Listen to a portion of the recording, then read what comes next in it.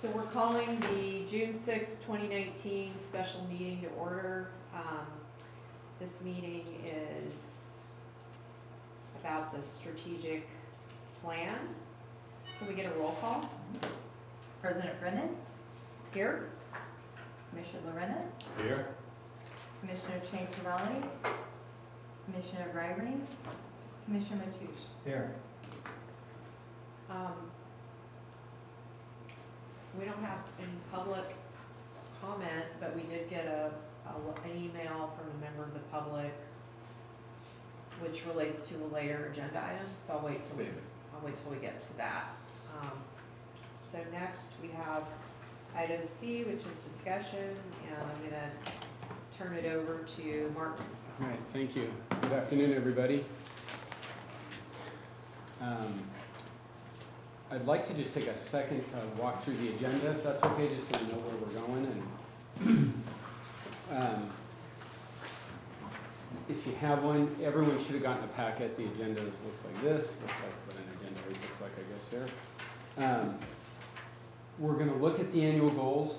At the last workshop, we looked at them in a fair amount of detail. You gave some direction. We changed it to match that direction. And then we asked for comments, and we did receive some comments from one of the directors, and those are incorporated here along with a few additional changes from myself.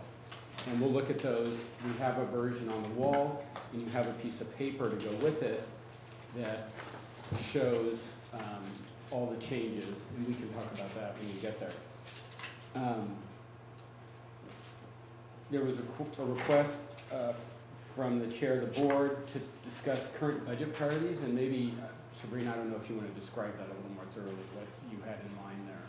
I didn't.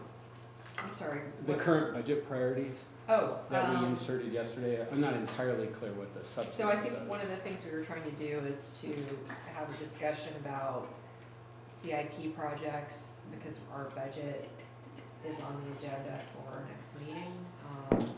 And I think some of those are listed in the objectives. So that was one thing we were gonna try to, I thought, prioritize. Okay. It might help to have a copy of the budget too. We actually made one, Oh. thinking that might be useful, and that's Okay. right there. Great. Well, and it's the We have just, section 2 is just in your package. Okay. just the CIP Okay. section Section is two. here. Got it. Thank you for doing that. And luckily, I gave it a quick look. It's nicely organized, so it's real easy to look at. Then, depending on time, but I think we'll have time, mission, vision, and values. We had not worked on a mission statement yet, so we can do some work on that.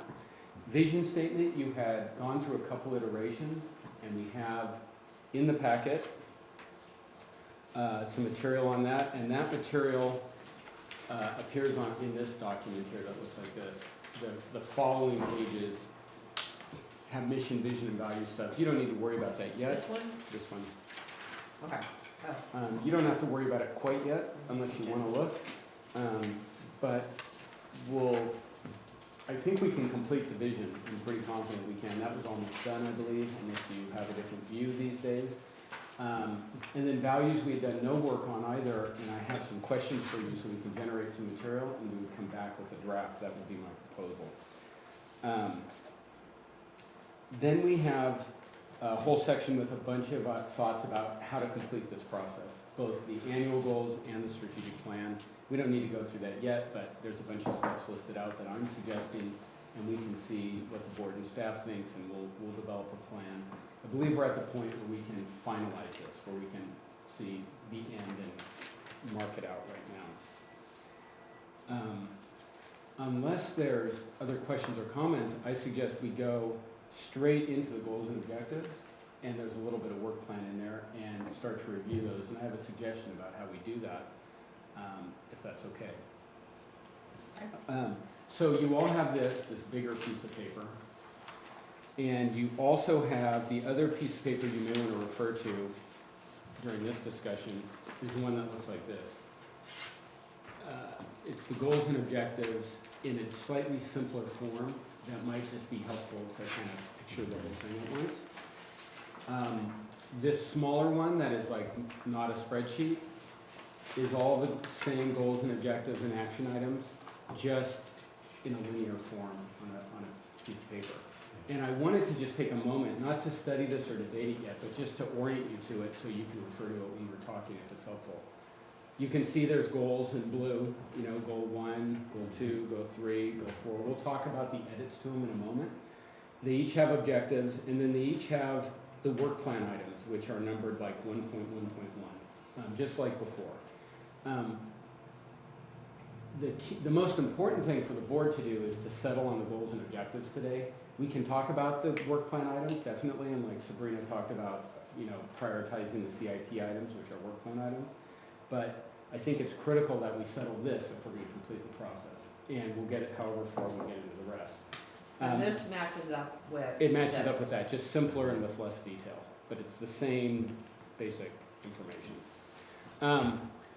What I suggest we do in terms of reviewing this is now orient you back to this, which the way it printed, it doesn't quite have everything on it, but everything is up here.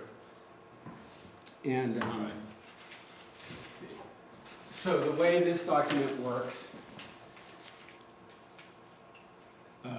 at the very top, we have the goal areas just with nothing else. And anything red is something that I changed so that you could have a chance to see that I did something different and say you like it or don't like it. Black is also a change I made, strikeout I mean. Strikeout just means I struck it out, that's all, simple as that. A couple of other things on this document. Over here, you see a goal in brown type. Brown type is all from Director Brennan, and most of her comments occur down this column here, E. You don't have it on your piece of paper there. I thought it was going to print like that, but they didn't print it. But you can see them here, and of course, Sabrina is going to know what she said too. She'll be making sure we incorporated her comments. I wrote in red little notes to all of Sabrina's comments, explaining what I did with them, so that we can quickly tell what happened. Like Sabrina wrote a goal 11. I actually put it in goal area 8, and you can quickly see, and we can discuss whether you like that or not. The goals and objectives are here just like before. These notes are all the notes you saw last time.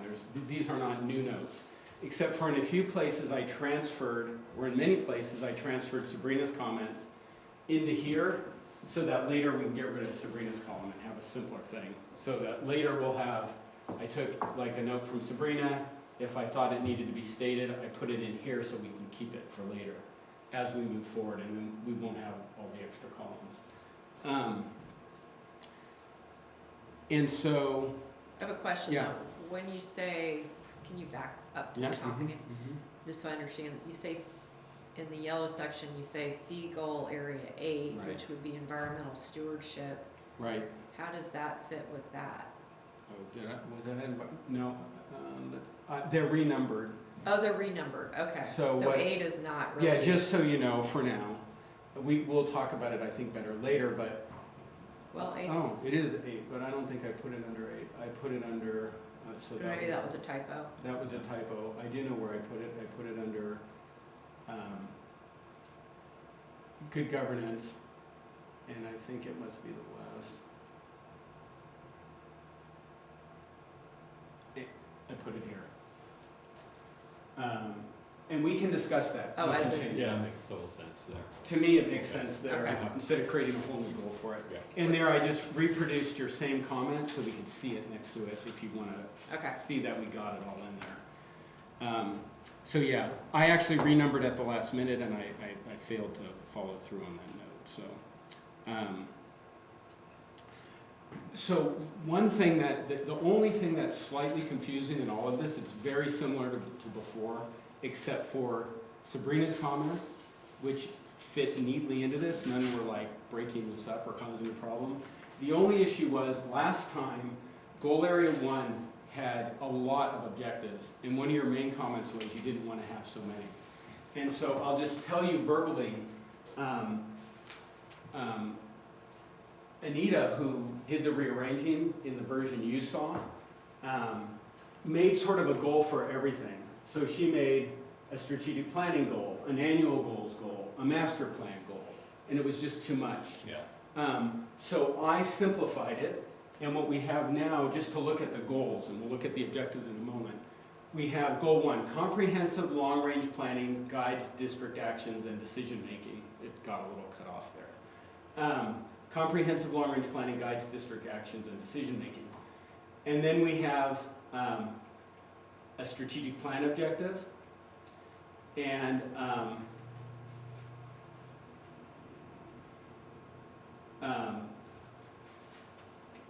we have an objective on annual priorities and implementation, and an implementation plan are derived from the strategic plan and master plans. In other words, the two things we do under long-range planning is we make a strategic plan and we derive annual goals every year out of it.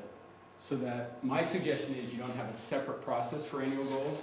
You have a long-range strategic plan for 5 years, and then every year you carve a year out of it and roll it forward. So it doesn't mean you can't change things. It just means it's a subset of the one plan, so you don't have 2 plans to mess with. And then the next goal is switching to infrastructure. Infrastructure improvements are guided by comprehensive long-term planning. And then you have facility upgrades are guided by a facilities infrastructure master plan, which got cut off. And programmatic planning is used where beneficial and practical. You remember that topic. And then near-term Pillar Point Harbor infrastructure restoration actions are evaluated to determine whether they belong in the master plan or can be done earlier before the master plan is done. And we may want to show a little more of this, because we're cutting things off quite a bit.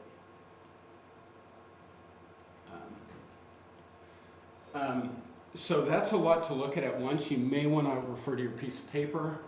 I don't know whether, I think it might be better to try to talk about the Paper is big- not helping because it doesn't give us the whole. You know what would help me is Spreadsheet. if I could have that spreadsheet. Yeah, it might be easiest to get it from Debbie. Let me see if she can grab a. Is there a thumb way drive. we could print it out so we get I'm the gonna ask whole her, thing? yeah. Okay. I've got my computer. Is this, It's this is easier gonna be to- really hard to follow if we can't I read know. it. It is.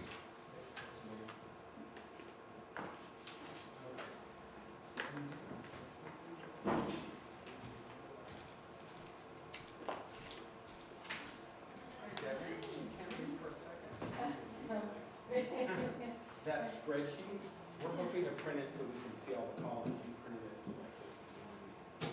Okay, we'll take a look at that because it was a difficult thing to get. Sabrina, is the camera still on? So, if you look at this, we have this kind of main column, and then we have the notes, and then we have Sabrina's comments over there in the gold. And if we could get it to okay. print, and Okay. maybe even get a thumb drive of it, Or just email it to me. or just Yes, email it. okay. Just email, it can change, then it's a different on that. So, all right, let me take a look. We can maybe print it on the, I can shrink this a little too, and we can see a little more of it, if you can still see it. Why is it not shrinking?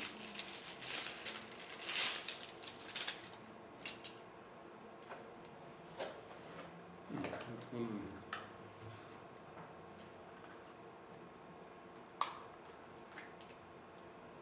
Give me a moment.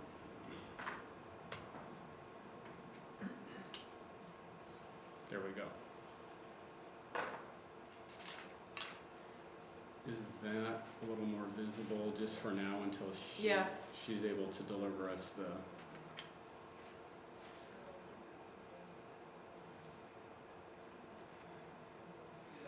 Can you still read that? Until we get the printed version, or do you Yeah, just we want to will. wait? No, that's fine. We're gonna be at this for a while, so. So basically, there's a goal for strategic planning and annual planning, and a goal for the CIP stuff, which is a master plan, a programmatic plan, and evaluating CIP projects for the ones that can be done now and the ones that should wait for a master plan. There's a little more detail to it, but that's the basic. So you're trying to divide things up for, I'm confused by that. What are you saying exactly? Okay, so we have a goal that says the district follows comprehensive long-range planning in its actions and decision-making. And so that's a goal. So the objective to achieve that, a little more detail about that is, a strategic plan is in place and updated by, I put biannually. Uh-huh, I just invented a yeah. every other year to save you a little work. So I have a suggestion. Yes, You should, instead of biannually, say every other year. every other year, because that is a That's an weird word. ambiguous word. Yes, I gotta admit, I had to pause and say, Annually is twice a year? Pardon me? Isn't it biannual twice a You year? could read it either way, every 2 years. Semi-annual, twice a year. It's confusing to people, though. I think, Just, it's easier if you this is, state no one exactly can be what you mean. confused about Yeah. it. Every 2 years. Okay. And then, then, we'll skip the actions for now because they're less important, the blue. Then, the next objective is annual priorities and an implementation plan are derived from the strategic plan and master plans. Meaning, once you have a master plan, every year you'll have an annual plan that's derived from both the master plan and the strategic plan, being your more global plan. Is that like the CIP projects in the budget? Yeah, and the budget is another version of an annual plan, right? That's the money part, the resource allocation of that same annual plan. Okay. So right now you have this annual planning process that has been a little ambiguous. You've struggled a little bit, and I struggled to understand exactly how it relates to everything else. And now we're saying it relates to the overall global strategic plan and the master plan, which should give you guidance about what you pick out of it. That should allow you more to just pick things out of it instead of invent every year, although you're free to invent if something new happens. Then, Thank you, Betty. um, Oh my God. I know, but you get out your big lenses. Wow. Do you want a hard copy or are you? I hate to give you more work, but if you slice these off and print it, it's only Oh, something I that- see. these Okay, are we'll try it all- one more time. Oh, that smells bad. Okay. Got real tiny. We emailed that to you too. Oh, great. Yeah, she's Now gonna we make can a make bigger notes. one with bigger type by cutting off all Do those you have the columns. laptop with you? Yeah, that'll make Yeah. it I stretch should out. have brought mine. Darn it. Just easier that way.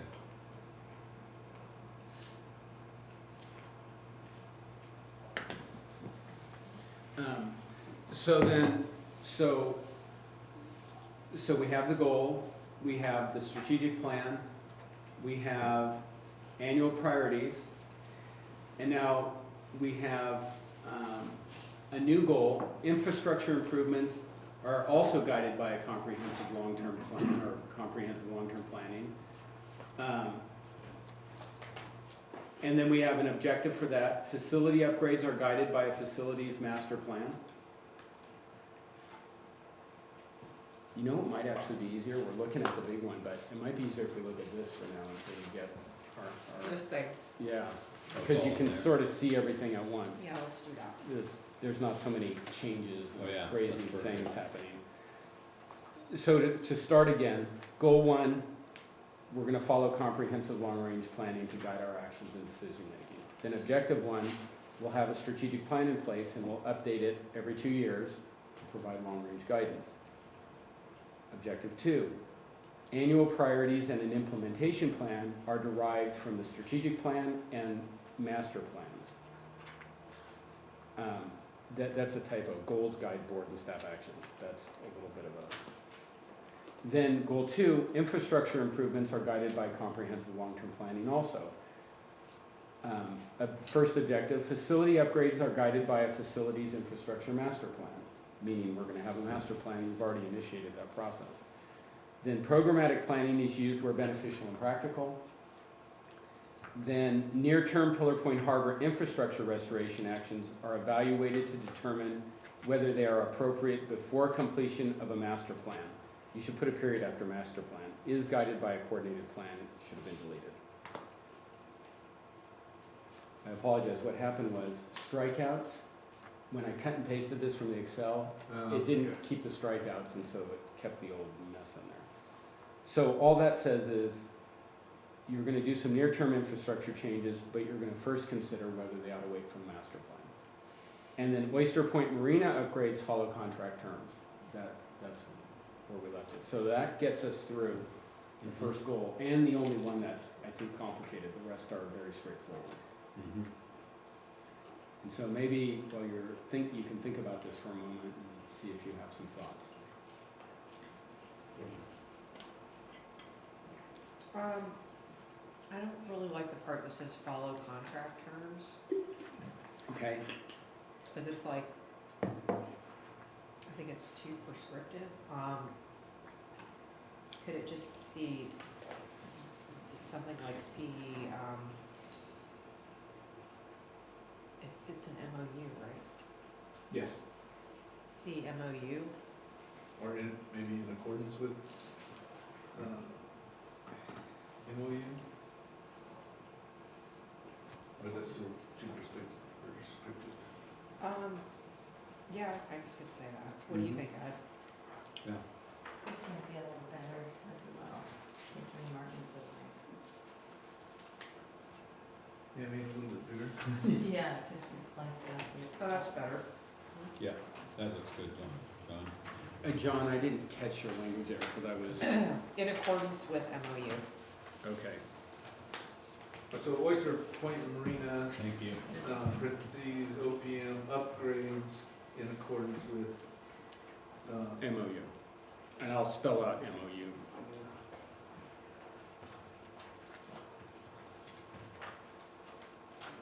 Okay. could even say in accordance with board direction and MOU, or what? That's probably more complete.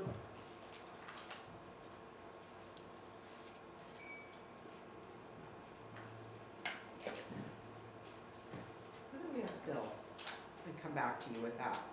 Okay.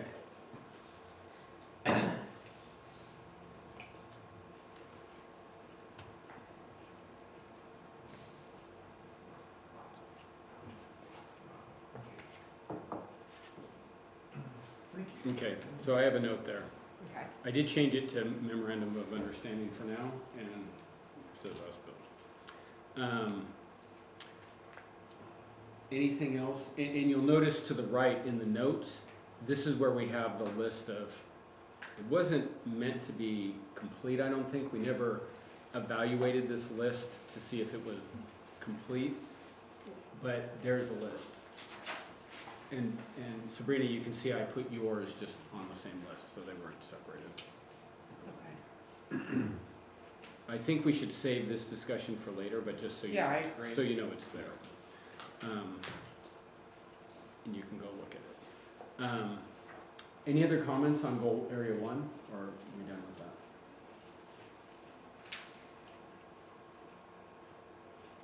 Yeah, I'll hold.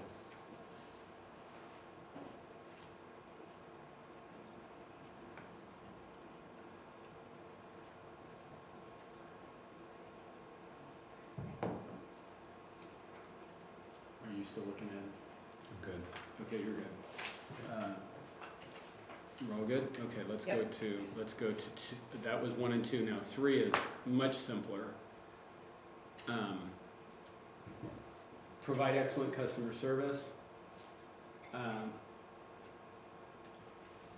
Now remember, objectives don't have work plan items. There could be a huge number of actions to make these happen. These are just the general things we want to live to. And I think it's self-evident, you all know, but you're basically just telling yourselves and staff that the staff should be provided with ongoing training on customer service. It should be a topic for staff, and you need to have quality amenities. That's how you're wanting to achieve quality service at the moment. And so there may be a huge list of things to do that. That will come later when staff makes a complete work plan. Yep. Any comments on that? I think pretty straightforward. Pretty straightforward, yeah. Enhance public safety. it's the same content as before, but I put most of our discussion into actions this time, which I think they more appropriately were. So, enhanced public safety, that's what you had. I invented this, engage citizens in safety training and programs. And if you look at these were all the ideas you all talked about. These are actually work plan items, and they're all about engaging citizens. So we could change that language if you'd like, but I think that's how I understood, it's a general way of understanding them. Should we, where do we include the training for, like, safety training for staff? Does this go here too, or somewhere else? Probably under good governance and administration, or operations, I don't remember, I don't think we have an operations. Because we can't enhance public safety if our staff isn't well-trained. We can decide. I don't know, I mean, I don't care where it goes, but, Training is we did pull out, customer service training as an objective. right, Because it related so tightly. Yeah, but to- overall, staff training, OSHA training, emergency reaction training, it could, I put it under 6 in this it case. could be involved in a lot of different objectives, I guess. What is number 6? Goals. That's the We'll go to 6.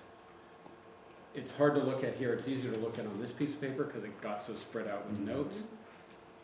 But it's all about governance and administration. We don't call out operations where a lot of safety training would occur probably.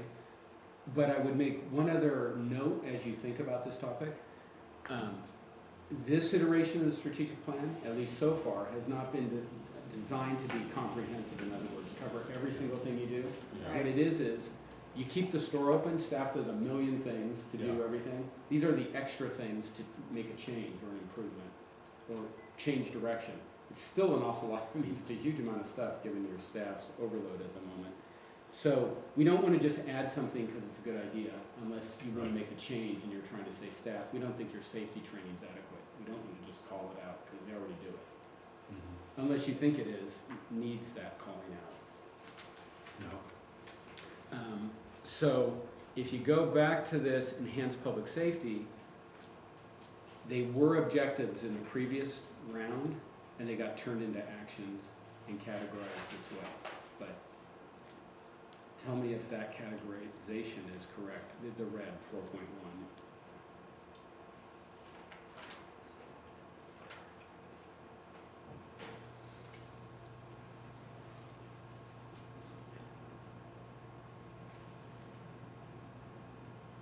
Sometimes having a little disconnect over enhanced public safety, and then we have 4.1 is engage citizens in safety training programs. And, how are we going to provide safety, ensuring public safety through the entire district, and our objective is engaging citizens? Yeah, so that's a perfect question that could go to all of this.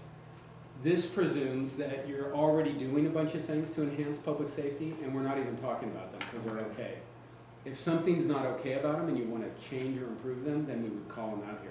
Otherwise, we assume all the other things you do, which is a lot for public safety, Mhm. you're going to keep doing. Unless you say, there's something about our current programs we don't like, then we call it out. We don't just call it out in general. Got it.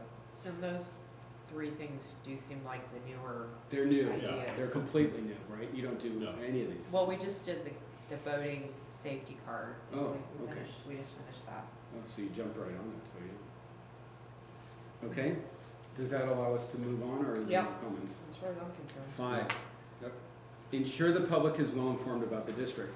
This one has a lot of notes too, so maybe I'll slide this over, but I think there are things you're already doing and you know about, so it's not that critical. But I'll just make them a little more visible here. Increase public outreach is the objective, or improve public communication. You can say all sorts of things. 1, develop an outreach plan. You may have already done this, I'm not sure. Implement the outreach program. Modernize and implement new branding. That's from Sabrina.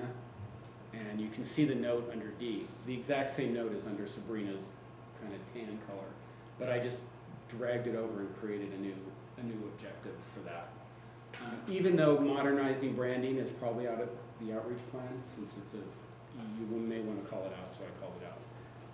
We don't have an outreach plan yet. Okay, so That's that's, something that if Right. the board were to consider extending our social media, maybe we would want to get the consultants or consider getting the consultants to help us with that because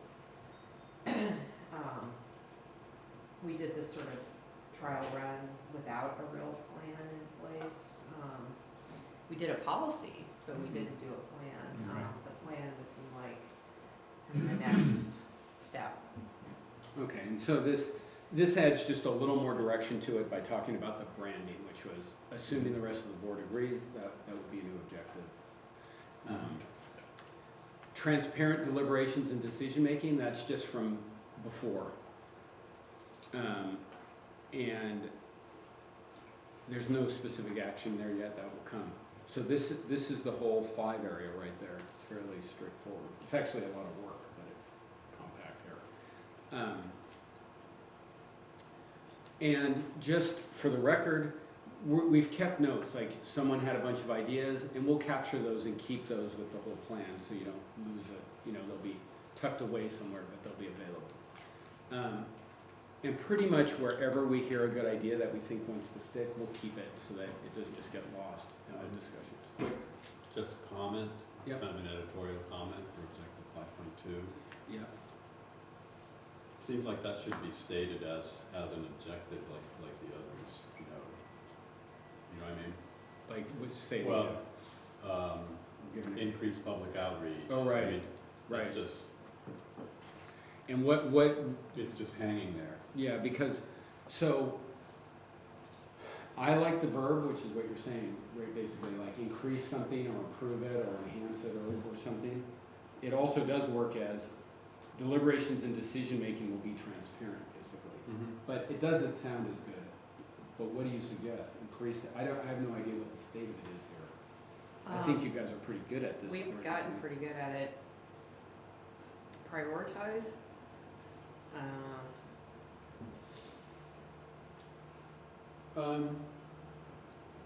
I think that's the transparency and deliberations and decision-making, that's something that really needs continuous improvement because things change in an organization. Well, we could say transparent deliberation and decision-making or is continually evaluated. That's a little bit of an awkward sentence, but I think what we're wanting to say is to strive to best practices or something like that. Because in my opinion, an organization like this is never done. There's always something, and you want to make a statement that that's where you want to be. You want to continuously self-evaluate and keep striving towards.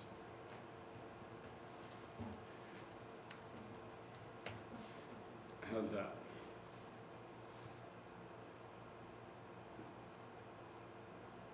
How about just in regular evaluation? Or,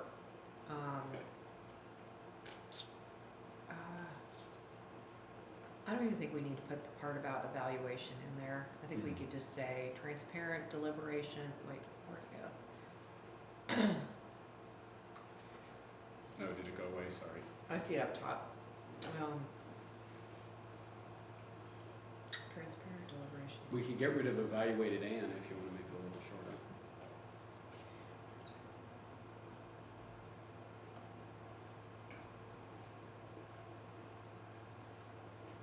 I think just saying best practices implies it's a regular update. Or I don't think followed? I don't think we have to say the rest of it.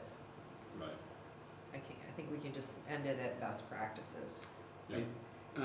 I think I would add the word followed at the end because otherwise it's just sort of a phrase Transparent with a deliberation and decision-making, best practices. are followed. That's the objective. We want to follow them. Or you can. We know what it means. That's Followed, but then that implies, like, where are they coming from? exactly like they're just floating around. That was Ed's original. Transparent decision, Mhm. deliberations and decision-making, best practices. actually, this should be transparent deliberation and decision-making best practices. To me, are followed is what I would do, but we can leave it if you want it just in there. But what, aren't we just trying to maintain them? Can't we just say maintain? Yeah, we got. Maintain transparent deliberation Mm-hmm. and decision-making best practices. That's all you need because it'll. Okay, there you go. Yep, thank you, Sabrina. Oh, well, I'll spell maintain correctly, but. Okay, there you go. What happened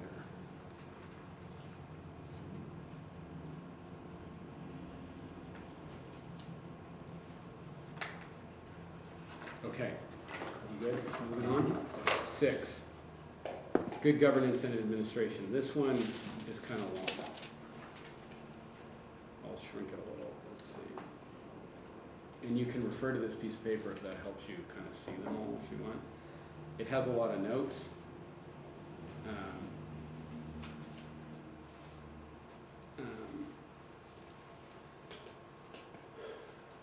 Policies and ordinances are up to date. We talked about that a lot, and all the ideas are there on the side that we discussed, a whole bunch of different ones. Sabrina found that one of them was already done. It's marked somewhere in this. So it's about the policy. 6.2 is commissioners and the board act ethically. A permanent general manager is in place. That's just very specific to this moment in time. Staff has people and skills to meet goals and priorities set by the board. Staff is adequately informed of board actions and direction. Staff utilize technology to improve efficiency and effectiveness. And we added a new one. This is from Sabrina. Anti-harassment, anti-retaliation, and non-discrimination policies and practices are in place.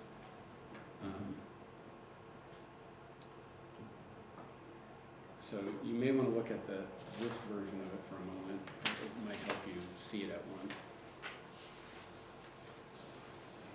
And then Sabrina, I just broke up all your notes into 3 actions. You can double check that captures. Hello, yeah.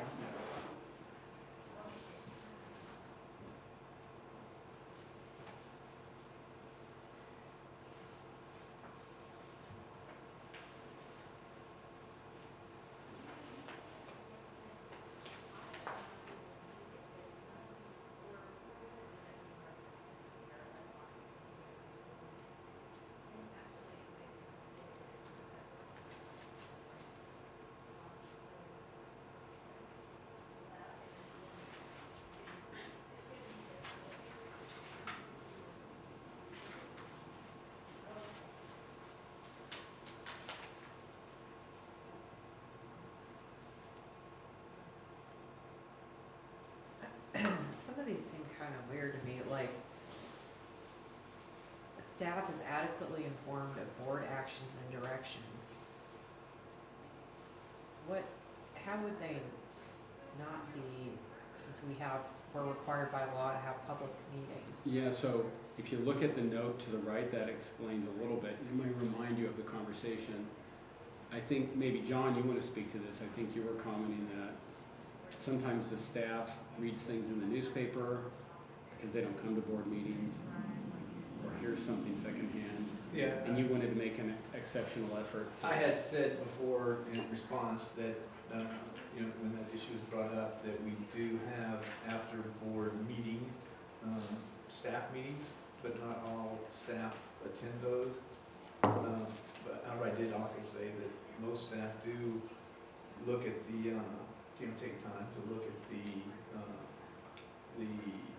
recordings of our board meetings. But I acknowledge that any additional efforts to inform staff of board decisions and input from the public would be beneficial. So I didn't feel strongly that we weren't passing on adequate information at present, but I would never say we ever will get there as much as we'd like to. There's always room for improvement. So. Because when I read it, I understand that interpretation makes sense, but it, just like the way I would think someone in the public might read that is this about making sure that the board is following the Brown Act, or, you know what I mean? Like, Yeah. it's kind of confusing that way. So it could be eliminated if you have a manager like John who's gonna just take care of it anyway, or the next one. Or if you feel it's important to call it out so we're reminded, and at the manager's performance review or at an annual review of the strategic plan, you can say, you know what, did we do this? We want a placeholder to remind us. I don't have an opinion on that, because I have I no think idea. if we're gonna keep it, we need to be more clear about what it means, cause I'm confused. Okay, What do you think, Ed?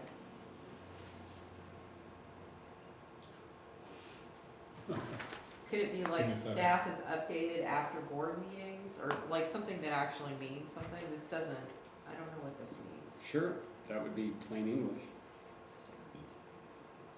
Board Staff action. is. Cause there's some actions they can't be informed about, Sure. that happen in closed session, so, you know, that, it just, but I get the word adequately. Well, I get the idea that it's important for staff to know board decisions, but it kind of feels like micromanaging the general manager. You know, basically says, you need to tell your staff, so, It's like saying, I mean, we could say like, there must be a staff meeting to inform the staff of, it just, I'm okay, I would just prefer to take it out, frankly. Yeah, I just think it's, I'm good I with don't that. think it needs to be in there. that's where I I was have going. no problem with taking The other it thing out. is, we're already doing it, it's like we just said, well, we're not enumerating the things we're already doing. We are already doing that, right? Yeah. Yeah, and I mean, the old GM, he had a regular meeting after every board meeting, so I don't think it's ever been a problem. Very good. Well, then, Alright, let's get rid of that. moving on. Okay, let me just take a look here, cause there's a lot on this Yeah, one. well, we can pause for a second if you wanna look. Policies and ordinances are up to date. Okay.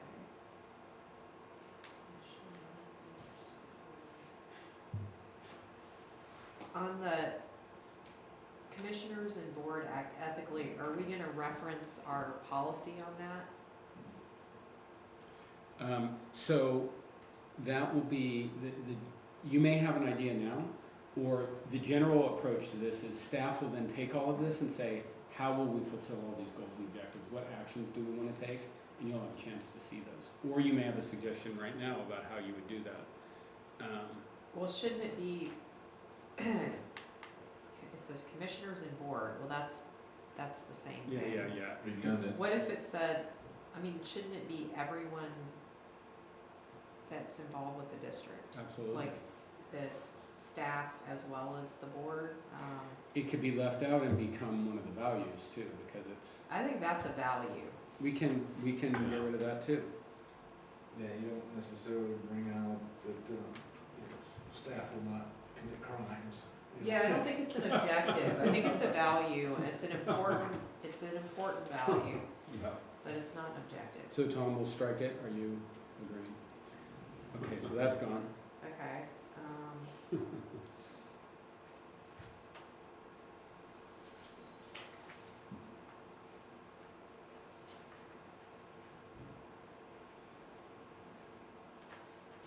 staff has people and skills to meet district goals and priorities. Staff has. You can read it up here a little easier probably. I can increase the size. Sorry. Should we say staff has resources? Yeah, exactly what I was thinking. Okay, has resources to meet. I would say has the necessary resources. Yeah, has necessary resources Okay, to meet district goals and priorities. Is that okay with you? Yeah, yeah. Yeah, because that gives the GM the opportunity to say, look, I don't have the necessary resources to do this. okay.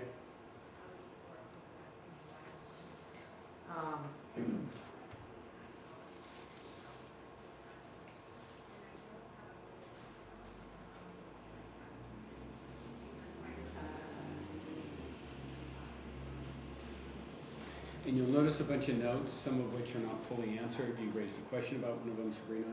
We could discuss those notes a little, but they'll really get answered in the work plan. That's the place, you know, staff will consider all Mhm. these notes and turn them into actions or not turn them into actions, and that's where we'll see. What if on 6.6 we had something like staff has necessary,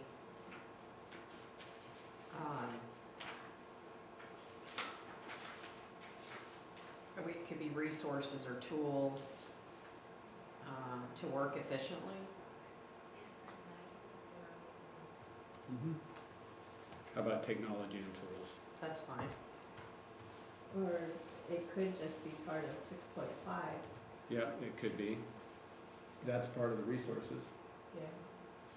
If you're talking money, staff, consultants, tools, technology, whatever. Where, I'm sorry, where would you put it?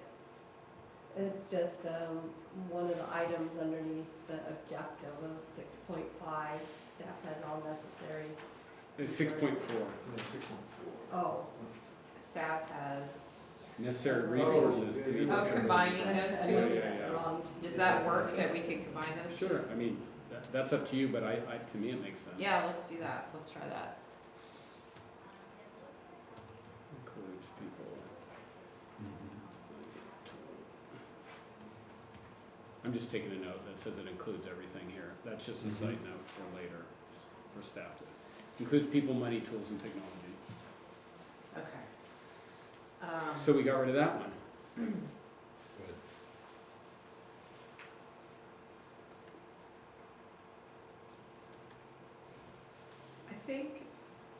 I think it's good to, like, 6.7.1 is fine. But I think in the objective, all this anti is a little hard to read. Mm-hmm. Maybe we wanna say,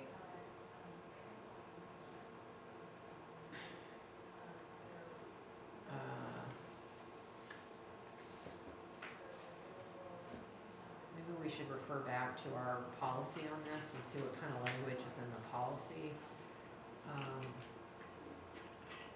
But, We can just make a note in the policy section that you want these, you're interested in these, and it can just be handled under the policies. Well, and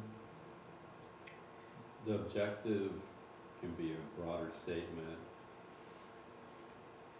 'cause and those details can be in the sub-bullets. like, yeah, I like having this in here, but what if we took 6.7.3, Mm-hmm. cause what the goal is that we're trying to,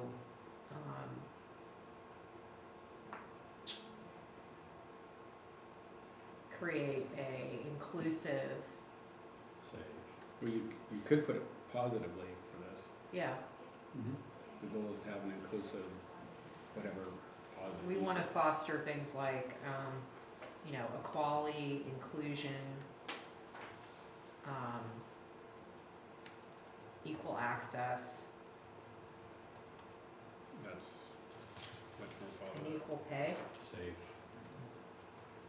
It's not gonna get us in trouble if I say that.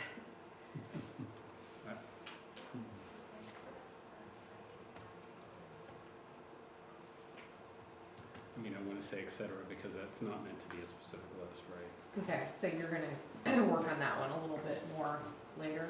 Yeah. Okay. But I think that the bullets are good. I don't know that they have to go in that order, but I think that they're good to have in there. That was merely random, that was just, Yeah,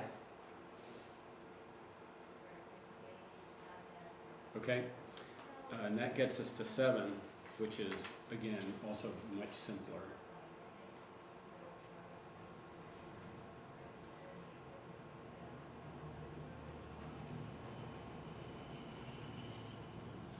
I didn't get the note from 7.3, I don't even know where it came from, maybe Anita dropped it in. Fair and adequate income from leases, 7.3, Oyster Point Marina MOU. I didn't know what that was meant to say. I think what we're trying, I don't know who said that one, I don't remember, but, I think what the point of it is that there's been a lot of leases that have been agreed to. Right. And you could put the OPM MOU in that category in the past that have not been Right. financially well thought out. Definitely not in the best interest of the district. and not in the best interest of the district. And so we want to try to have specific language in here, which this isn't doing, somehow that makes the board think twice or evaluate whether something is a good, are they doing a favor for a friend by giving this like amazing lease deal, or is this really a prudent, business decision for the district? And so somehow, I think It we. needs to be consistent with the goals and values of the district. Yeah, because we need to have fiduciary values and responsibilities, and somehow this needs to get tied to that, and I don't know quite how to say it. One topic that occurred in earlier conversations, like a whole year ago, was the desire to actually make an effort to try to undo or change some of these, but I think you've dropped that, right? Well, we can't change It's illegal. Right, leases. so you're locked in. So now you're looking to guard against future poor decisions. Yeah, we want to try to get, it would be great if there was some little criteria like, does this meet this criteria, does it meet this criteria, does it meet this criteria, before making a decision, so that you have some checks and balances. And I haven't given any thought to what those questions would be, but like if you're making a lease decision, it seems like you would have a little list of check boxes. That you should want- be in the policy. Maybe like market rate analysis. Yeah, things like that. Mutually beneficial to both us and the other district. Yeah, and does it, does the lease contemplate, like, we've had these really excessively long lease agreements, and so at the time that they were approved, maybe it seemed like an okay deal, but, 40 years later or whatever, it's not looking like a good deal for the district at all, it's looking like a giveaway. So we've had a problem with excessively long leases, and so how do we check ourselves so that we don't get swept up in the moment and make decisions that are gonna end up being really regrettable down the road? How about, there's some languages, you were all talking. District follows established criteria to ensure leases and contracts are fair and beneficial. We can change it, but. Yeah, I think we need to change it. A couple of reasons. One is I think we need to have a policy on this that we refer to, because there are details that we can't really get into all of them right here. And just as an example, what about if the district wants to encourage NOAA, for example, to have a visitor center here in one of our leased buildings?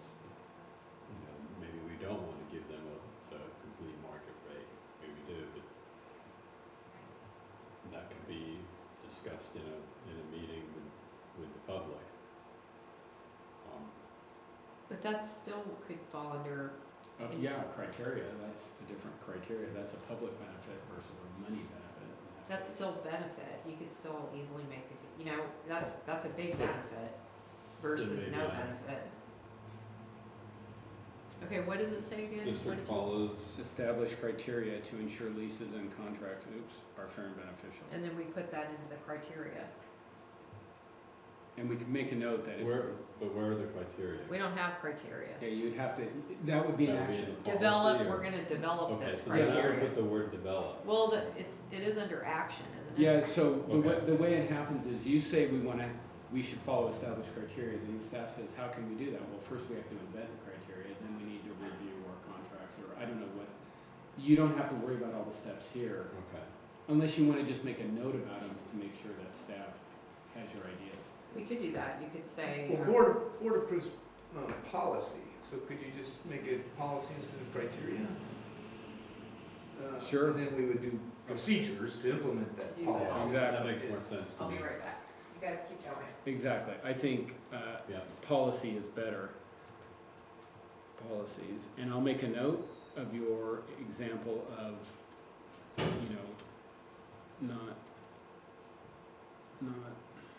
what's happening here? Not always market rate if other that's a vague, poorly written thing, but we'll remember. It kind of depends too what lens we're looking through, because when we approved all the things that we think are bad now, they look good at the time. Whether it's the RV lot, the fuel station, you know, you had people doing the best they could at that time, said, oh, this makes sense now. As time marches on, our problem is making sure leases going forward have agreed upon by both parties renewal. Right, so, Right. but you can learn from the mistakes of the past and have new policies or criteria. So for instance, on any of the leases, you might now have a policy that says, the length of time has to be, evaluated and, defended or something. That's terrible language, but you know that they've had super long leases that are no longer defensible. Yeah, we need to write leases that give the district control. And there could be a question about, if it's below market rate, what is the benefit, and it has to be called out or something. You could develop all sorts of criteria that would learn from the mistakes of the past. My own impression to your comment, and I don't know much about the leases, is that in the past, people just weren't as careful. They weren't thinking about the future, they weren't thinking about the district in the way the board would now. And so I don't think you're condemned to make those same mistakes. I think you can make much smarter leases today for sure.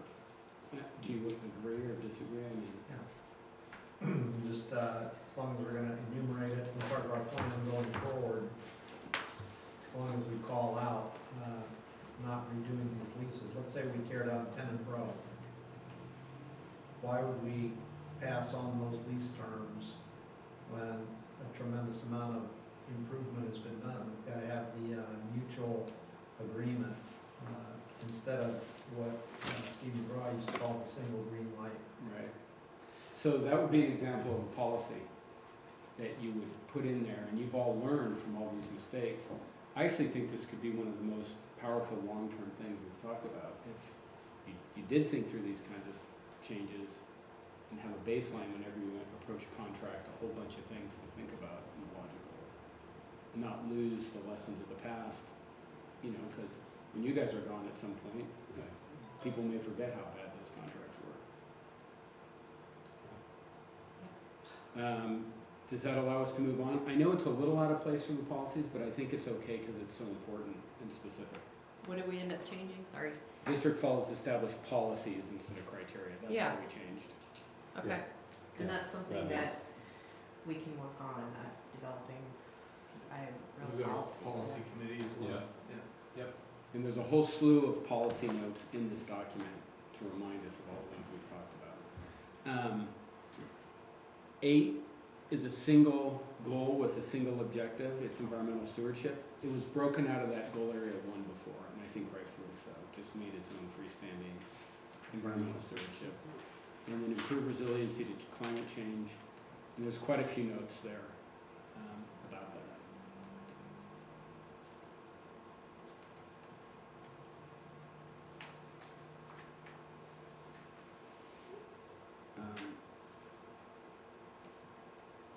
Is that one okay?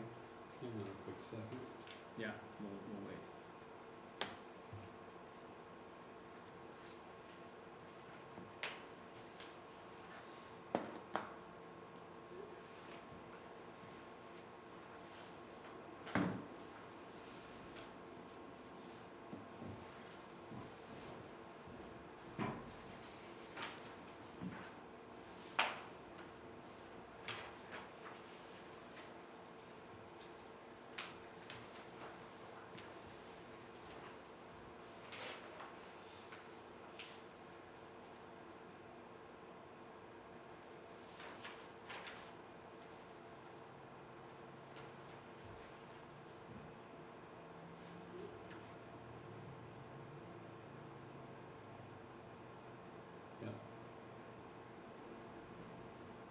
I think most of those notes are yours. Yeah, I Anyway. think that's good.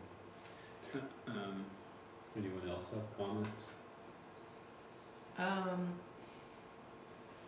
So improve resiliency to climate change. Did you all read The Guardian today, probably not.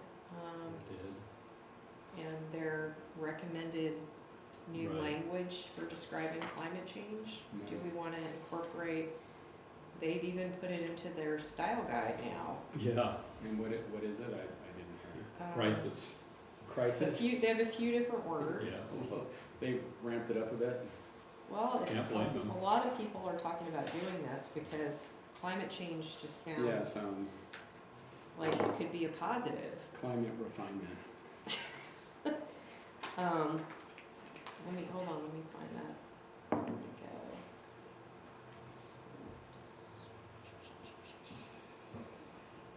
Let's see what they say.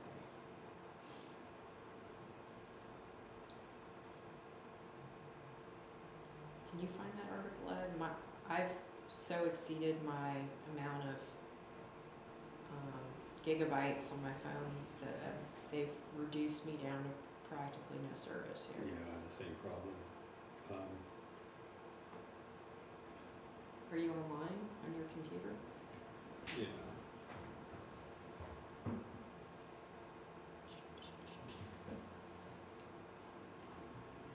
Do you wanna keep moving? Here it is. Yeah. Here it is.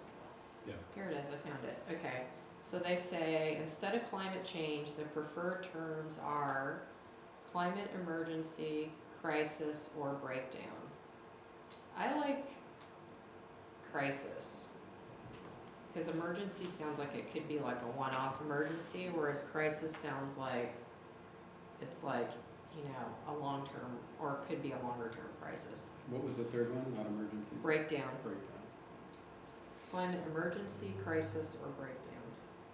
Tom, do you have an opinion? I'll leave all three words in place of change, but I think we all accept what climate change is referring to now. Then they also have. Yeah, I think the reason they've done that is because they want to impress upon the readers the urgency of the problems associated with. Shall we go with crisis then? I like crisis. What do you think? Sure. And then just for your own, everybody's information, for global warming, they're gonna go with global heating instead. Interesting. And that brings us to the end, so there's 8. There were 11 in the previous iteration.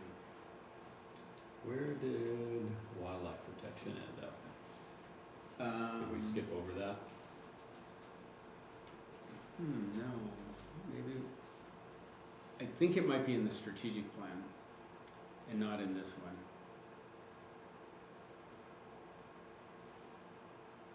Let's see here. I remember seeing it. We have environmental stewardship in the strategic plan. Want me to just make a note? And Okay. if it's not, we'll get it later. I'm pretty sure we have a whole section on that in the strategic plan. What was the specific word label you used? Environmental stewardship? No, it was wildlife something. Well, it was wildlife protection. Wildlife. It might have fallen off. If so, I have notes, because Okay. I know we've had discussions on this. Yeah, I think it's under the policy section. Yeah, Okay, we have it somewhere. I'll just bring it back. but it seems like it should be somewhere as a goal to. Remember, this is gonna get, we'll talk about Okay. merge with the Yep. strategic plan, so we'll Yep, draw that's it back fine. out. It is in there somewhere. So this gets us through this.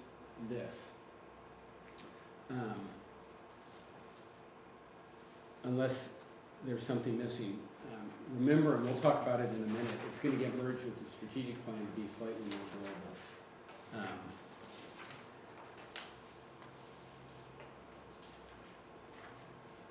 We can pause here in the agenda.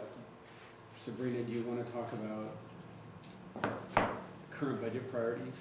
And maybe you can frame up that discussion. We can go back to this if, Yeah, why don't we do that? Should we take a break for a minute? sure, Does if you everybody want, need if that a helps. moment? Could maybe stand up?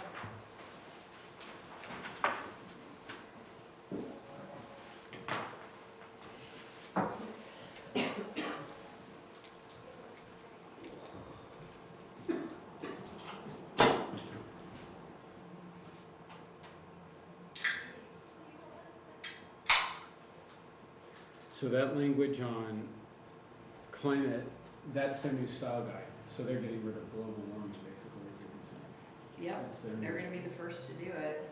I mean, the first big newspaper to do it. So maybe the New York Times will be next. We can only. Sabrina, just as a reminder, we have this list, which I don't know, it's random, I think, essentially. And then we have this document with the CIP budget, which I think is much more thoughtfully assembled, right? Yeah.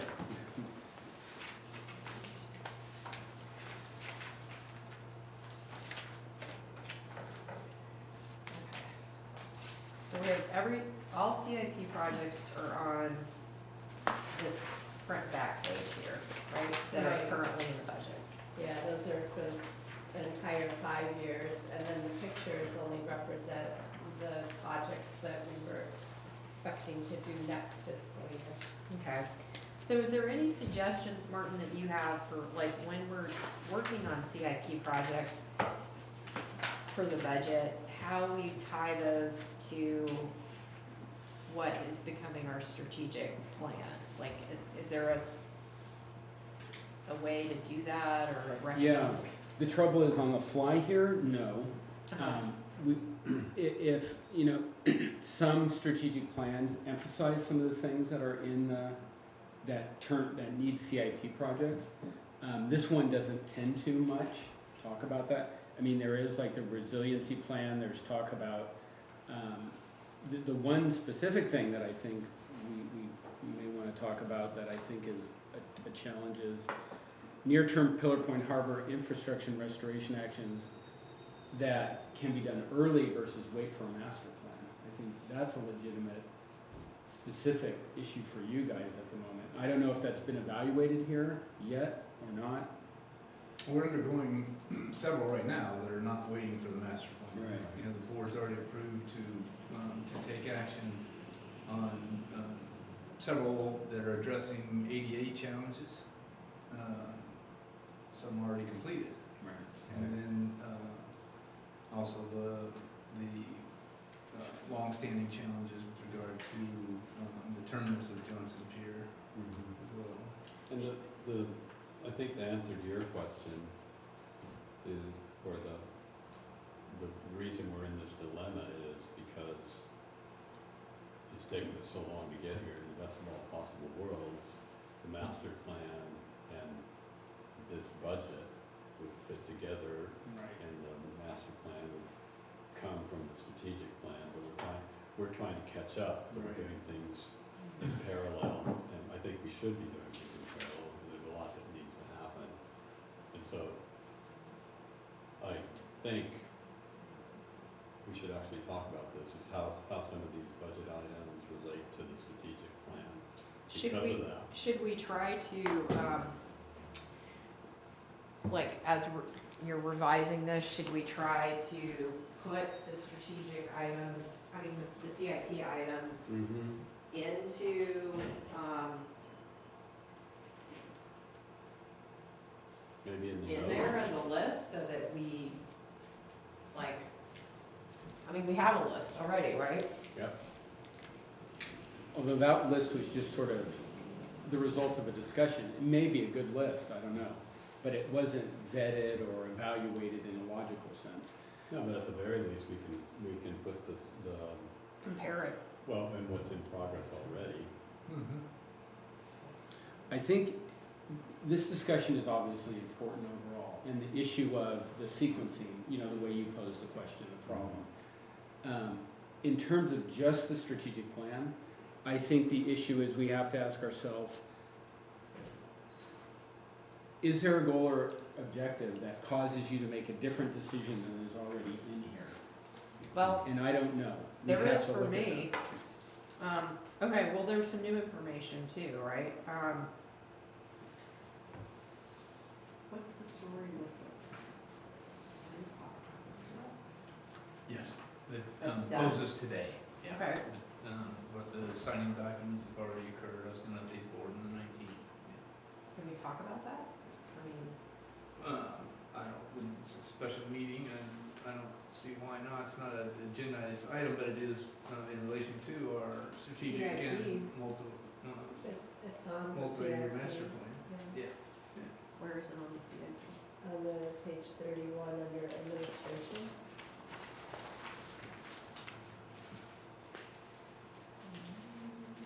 Okay, so,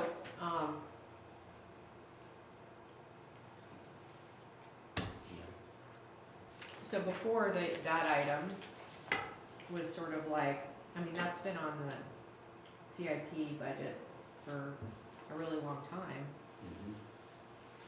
but, there was no purchase in mind. And so now we purchase property, so we actually have to really look at what it would cost to build something. Obviously, we're not doing that right this Right. minute. But knowing that that cost could be higher than what's on here, I don't know. I mean, that's something that I think, could shift some of our other goals. And then I think there's another thing coming up at our next meeting that might shift some of our goals, or our CIP goals as well. I call them goals because we don't actually do all of these things on here, you know, they're just, a lot of them are kind of placeholders that get moved around, but, we can't afford to do everything, so and we have this meeting coming up really quickly, so, question for you, Julie, could we, like, reevaluate whether we have realistic numbers related to the administrative item? And then also, do we have the RD restroom on here somewhere? That would be.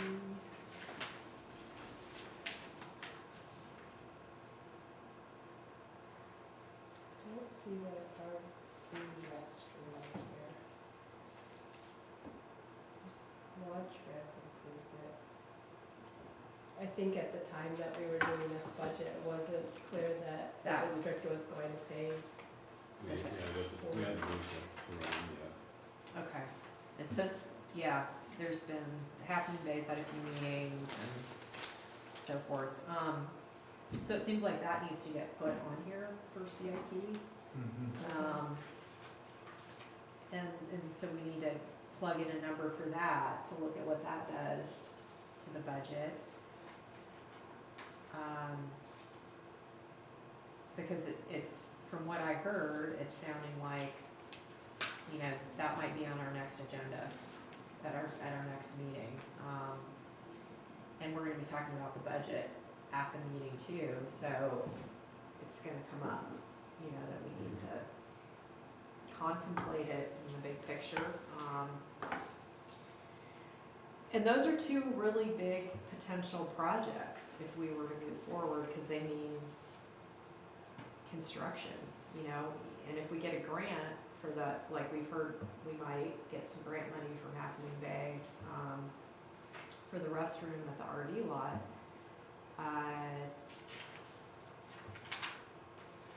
Then there, you know, there'd be sort of a need to do some, you know, it's not like we could put it off for years, we would have to then follow through with actually planning a project.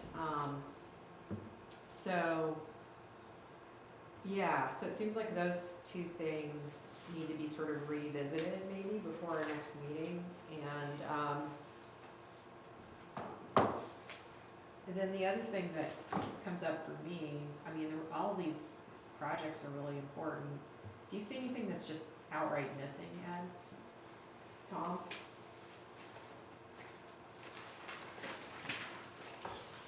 Well, on a real small level, I don't know how small we want to get. A few years ago, we talked about a potential electric hookup, with all these things about more cars going to electric. You know, be against having an electric plug-in somewhere in the harbor, and then one or two maybe on both sides. And awful lot of complaints from the charter boat fleet. There's too much 2-hour parking blocked off. Those things are absolutely vacant in the morning when nobody can find parking. I'm sorry, which area is blocked off? We got, too much 2-hour parking. Oh, 2-hour parking. Yeah. Too much 2-hour parking. Okay. So I think reconfiguring the parking lot, we kind of thought, I mean, I can't remember anymore. Is that something that we talked about in the past in context with the master plan, or were we thinking of trying to make some changes sooner? Well, we made a lot of the changes, we've done all that parallel parking Yeah. in front of the seawall. What we don't have is, the area behind, the lessee buildings, that footprint has not been reconfigured, and we've seen plans for that. Yeah, the upper parking lot, yeah, that's gonna, is gonna be one of the next lots that we address with repaving and, reconfiguring it.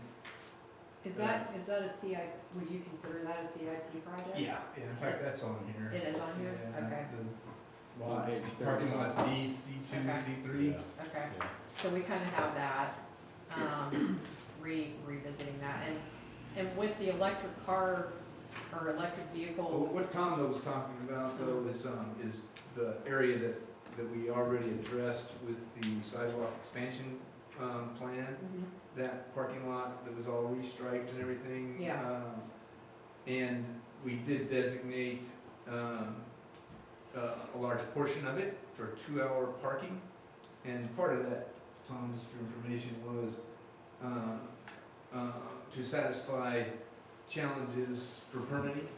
You know, that, they wanted to ensure that they were, it wasn't long-term parking, it was parking for, you know, for transients for, the public to use, not for, necessarily for, tenants to park in long-term. So we, in our permitting, we designated what we believe to be, desired by the permitting agencies as far as the number of 2-hour parking, and to keep people moving, you know, so that we didn't have people staying there for long periods of time. As you're aware, we do mark tires, you know, to ensure people aren't standing overnight, you know, in areas that are not designated, you know, for tenants themselves, or little boards. That 2-hour parking issue, you know, if we've got too many designated there, and specifically for our tenants, if we need to adjust that, we may be able to do that in-house, you know, by giving permits to some tenants that could use that 2-hour parking. So I wasn't aware that we have any significant challenges with that.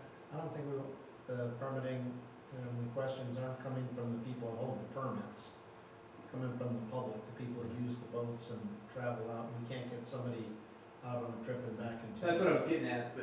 but obviously the person maybe to distribute those temporary, passes to prolong a 2-hour parking might be our boat tenants to give to their paying You customers. mean a charter boat operator would give those out to the customer? Maybe we give X number to, I'm a little confused about the dynamics of this. So there is the lower lot that we've redone. right in front of the retail Right in center. front of Yeah, the a lot of retail those center. middle parking There's a lot places. that's behind it, Yeah, that hasn't been touched yet, up on Right. top. and that's the one that you were referring to. No, we're referring the one to in the front, Oh, and- between the leases. On the and south the side. one we just did, office. the one we Yeah. just redid. So would a solution, a possible solution come from the repaving of the upper lot? Well, that's gonna help a little bit, but, the main thing is, we've got some lazy leaseholders. These guys that go on fishing trips can't get breakfast in our harbor, because never in the Oh, they're beginning not of open. time do Yeah. they ever open in time. So when the lot's full and everybody's walking blocks with fishing gear, there isn't a single car parked on now 2 full roads. So I would like to open up Because- 6 spaces, on the pier side for more, charter boat, more the guys buying fish off the boat type thing. better use of those 2-hour spaces that during early times and late times in the evenings and stuff, or in early mornings, are apparently not being used at all. Right, correct. Yeah. What We- time does the trip normally come back for a charter boat operator? 3. Okay, that's what I thought. Well, we definitely could talk about parking all day. That would be a lot. We did incidentally already, during the renovation, you know, of the sidewalk widening and the alteration of all the parking and the sidewalk, along Johnson Pier Road, making it ADA, accessible. We did also talk about putting in, 4 electric vehicle parking places. Okay. And we did have the consultant do the feasibility and design for 4 parking places, right there in front of the harbor master's office by the transformer. It was decided that, you know, as the project evolved, that timetable, we had already kind of gone back and forth so many times with so many iterations that we didn't want to delay the project any longer, and that we believe that we could later put in the desired type of electric vehicle charging station, because there are many types. Yeah. So there'll have to be some more discussion, but I think everybody's in agreement that a couple there anyway would be a good idea. Redoing that B, C2, C3. Yeah. That would have to be in front of the shops, they can be behind it. And I think we even had a member of the public recently volunteer That's right. who works on EV charging, you know, help us figure out best locations or whatever. Yeah. Yeah, again, we had some alternatives before, but there are alternatives, you know, which will require some thought, you know, to Yeah. decide whether you want the credit card types or, there's a whole different, it's a lot of different types, I guess, is my understanding. So it seems like as far as CIP projects go, that EV car charging could be on here as a CIP project. I Yeah, would support that. What do you think, Ed? Sure. Yeah, and I don't know if we come up with some random number It's not gonna be that expensive. to assign to it. But I think my guess is that everybody's probably gonna support that. There isn't really anywhere to charge on the mid-coast, so you're stuck at Newly or where, the library and City Hall? Some in town. Pete's? Wells Fargo. Oh, okay. Yeah, there's some in downtown, there's a couple over by the, The other City thing, when Hall. we're talking Yeah. about, making things financially viable, you bring up a good point about the credit card system. So, at least that would offset some of our cost of electricity. Yeah, again, that was another point of contention or discussion was, do we want to even charge people for, you know, for the use, or is it going to be an incentive, you know, for people to move toward electric vehicles? What are And there they, was also discussion that no matter how many we designated, because at first it was discussion 4, then discussion 2, that no matter how many we designated, anybody with a Prius will now park in it and be gone for days. You know, so maybe there needs to be a time limit. again, it just, you know, it's gonna take some thought. Yeah, yeah. But, yeah, you're absolutely right, that we need to have, you know, Well, because of our demand on parking, Yeah. people, you know, being human beings, will take advantage of something that, or a lot of people will, you know, unfortunately. Well, there's plenty of information about this, and Yeah. this is Yeah. the problem we've been and having, so. the guy, the volunteer, John, he goes, I mean, he has an electric vehicle, so he goes around, he plans these trips from one charging station to the next, to see how far he can get with his vehicle, and so I think that will be helpful, because then we'll be able to learn more about, well, who's charging for it, who's not, you Yeah, know, and what model is, Yep. Yeah. suggested in our circumstances and some kind of regulation with regard to timeframes as well. Yeah. Okay, so we've agreed we wanna add something in CIP about that. And the concern I have, Ed, do you have anything you wanna add before I keep going here? Yeah, I don't know if it's something we would add now, maybe later, and that is in our climate change resiliency meetings, one of the topics I want to bring up is doing some Climate crisis, you mean? climate crisis. You gotta change the Yeah, name of your can't- group. That's right. So one of the topics there, which is related to some of the sand management and West Trail revetments, is habitat restoration. So definitely in the south side over by Surfers Beach where all that ice plant is, there's some really nice dunes that need restoration. There's Pillar Point Marsh, which we could work with potentially with county parks to do some restoration there. And then there's the West Trail, the small dunes that are on the West Trail. Those all fit into managing the erosion in the harbor. And so those could potentially be CIP projects. Okay, so you'd like to see habitat restoration added? Yeah. All right, and then maybe you could talk to Julie later about what you think that would cost. Yeah. No idea at this moment. And you just reminded me that we definitely need to make some improvements to the coastal trail. Mm-hmm. And it kind of seems like that does need to tie to the master plan, but there are probably some minor improvements that we could make. I don't know that we need to budget for them, but that's, been something that we've been talking about for years. It's just, there's a few areas where there's not a good trail connection. Like, how everybody cuts through, say you're coming from the boat launch ramp, and then you cut through in front of the tents, and then there's no real cross. Anyway, Yeah, if you're on a bicycle, you're on your own. Yeah. And, I mean, if you have a mountain bike, it's no big deal, but if you don't, it's, well, it still is, because there's no, even for pedestrian traffic, there's no good pedestrian traffic management in our parking lot. I mean, it actually looks like it's designed for no walking. Mhm.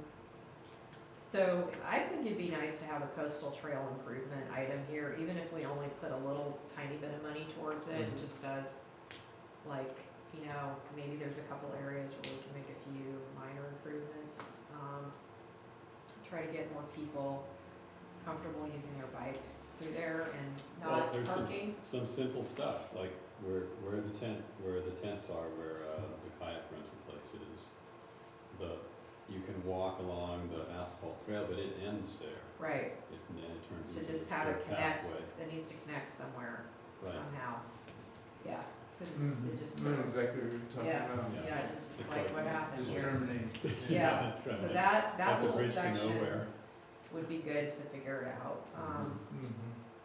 And then the last thing I had is, where is it? So we have this design engineering regarding the docks, I guess it's just dock 12 for 2019-2020 and for Oyster Point. And I don't know that we have to have this here, but I just kind of feel like, I don't want to spend $200,000 on that right now, especially given the fact that there's no fuel system, and that was part of the deal. So how do you all feel about moving that to 2020, 2021?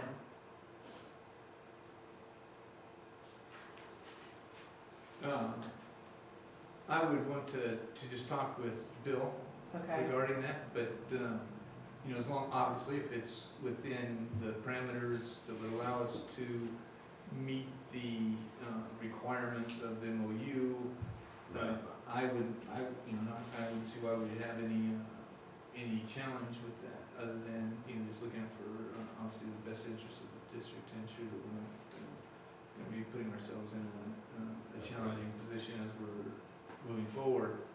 I think that makes sense, check with Bill, and Yeah, could we do that before the next meeting? yeah, I can check with Bill today, but. No, Okay. 200,000 just looks like a study, feasibility and planning, because you're not gonna get anything done for 200,000 if you need a 1.4 Right. to build it, Right. so it's still non-committal.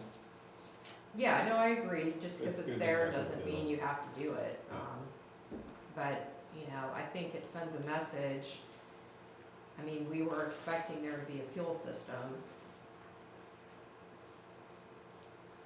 So I'd be interested to see what Bill says.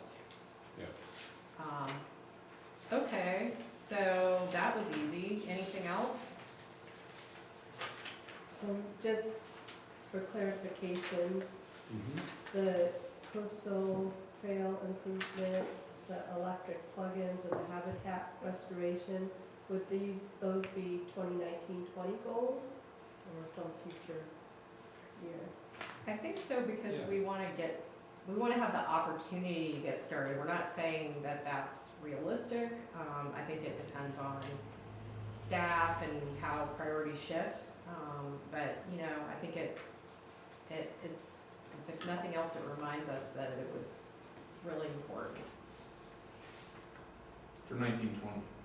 Yeah, Yeah. you guys are okay with that? Yeah. Definitely. All right. Okay. Again, you call them goals, and we're getting done with all of our capital improvement projects that the public and the board desire as quickly as we can. It just unfortunately, the regulatory compliance, Oh, yeah, et it cetera, takes time. do slow down our progress. Bureaucracy, and, adding the changes with the RV restroom and administrative building, I mean, those are pretty big, that's a pretty big deal, right there, So again, like you said, that the RV restroom will be seeking grant funding as you've directed others, the board has. And we're already partnering with the city of Half Moon Bay, who's going to continue to help us as the board's directed in the past. We're going to work with them. And then, all of the projects we will be looking toward, for any opportunities for grant funding assistance. Yeah. Okay. All right. Okay, good. I'd like to just give a quick compliment. I only spent 15 minutes figuring out what we were gonna copy, but I look at dozens, hundreds of budgets. It's really easy to read, well organized, looks good. I think that you did a nice job. And I Julie, see a lot of did that? Yeah, Julie and her team? Yeah, yeah, it is looking really good. And definitely appreciate it. Yeah. looks really nice. Thank you, Martin. That means a lot coming from you. I had some help. Well, good, it's good for everyone, because a lot of times they're really hard to get through. Yeah. So, You in know. a few minutes, I could figure out what was what, and, it made sense. Shall we move on? Yeah, Mission, vision, and values. Where we were on this, so you have a piece of paper that on the front looks like this, it's the agenda. Yep. And on the inside, there's a mission, vision, and values stuff.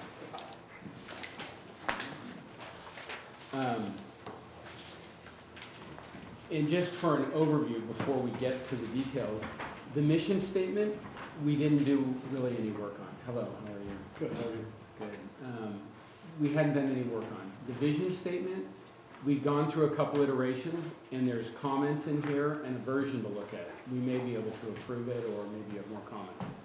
The value statement, we had done no work on either, and I suggest that what we can do is collect sort of the background information, and we'd come back for review next time of a draft. on the vision, you said. On the values. On So, the values, yeah. okay. Mission will be similar. There's a lot of stuff on this page, I can point out what it is, but I really have 4 simple questions for you in the end. You have a mission statement. If you look at this piece of paper, under mission, it starts like this. Let me just help you find yours. here's your mission statement. Oh, there it is, yeah, yours just wasn't stapled, so that's the page, you brought it, okay. You have a mission statement, it's there at the top, and it's projected up here, I'll make it a little bigger.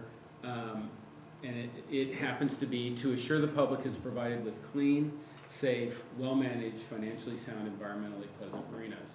That's what stands.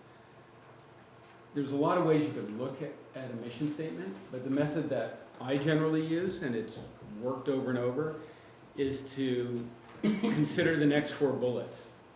And if you look at mission statements, if you look at almost any mission statement in the world, it's going to have these 4 elements, sometimes not the third one.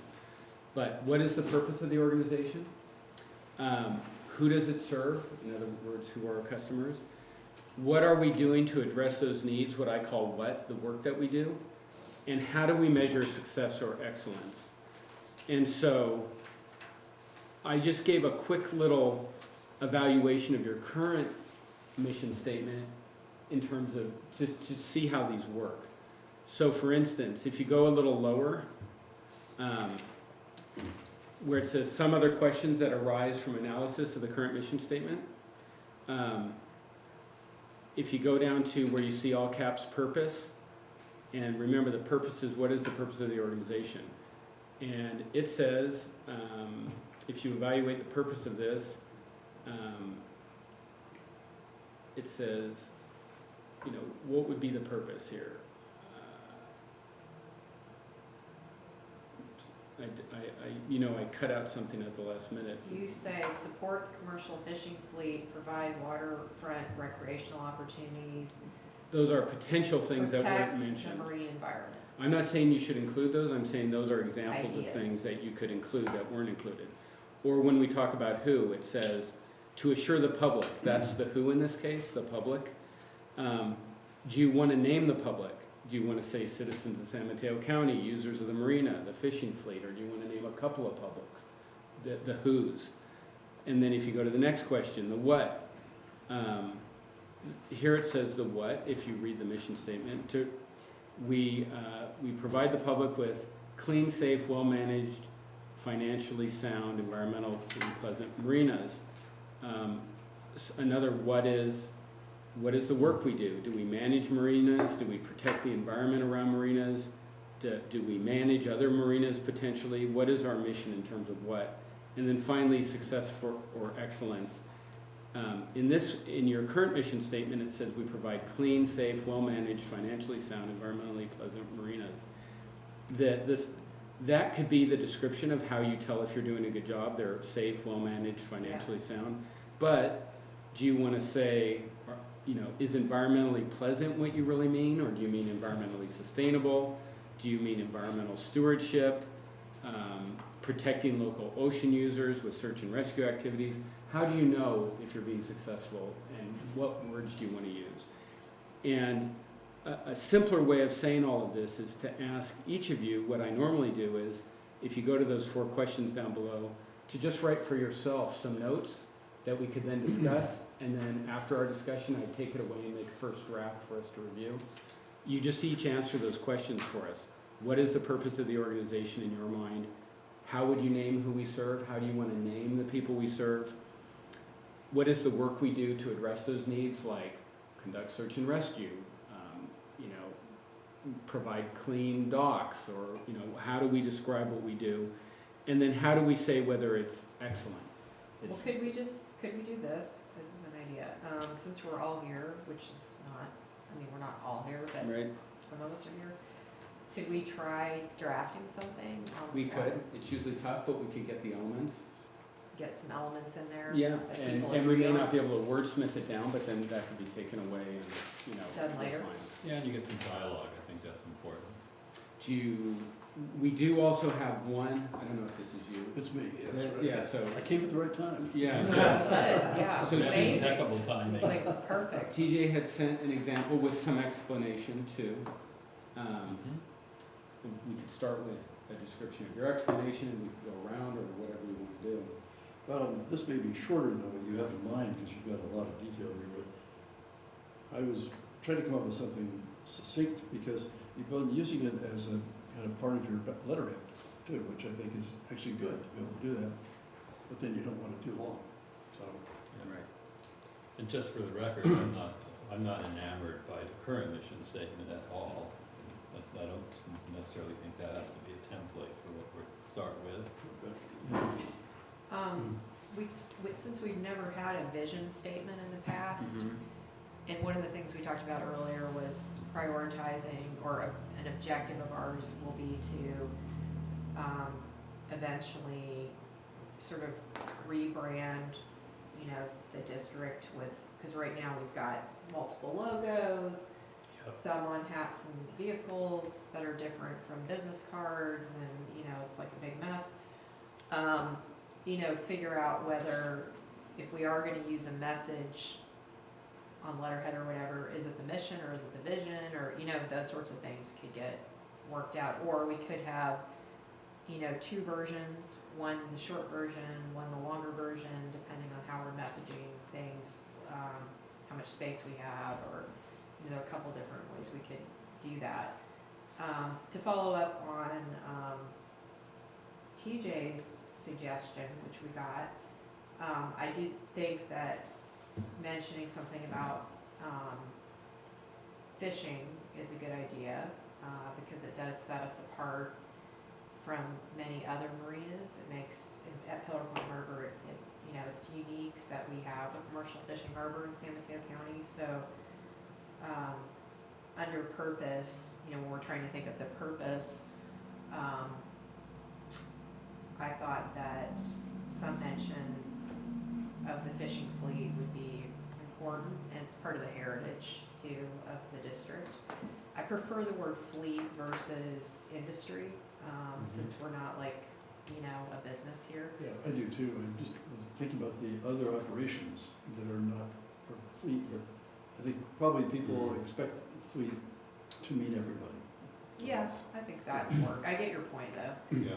And we also have the buyers and the sellers, the unloaders, and we've got a full-on different thing besides the fishermen at the end. We've got 3 separate leases that govern that whole aspect of getting the stuff from the boat to the people.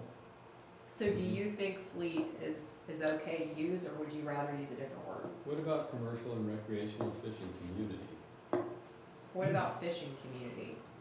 Yeah. So I was just thinking, this fishing community also takes into consideration because recreational fishermen would as well.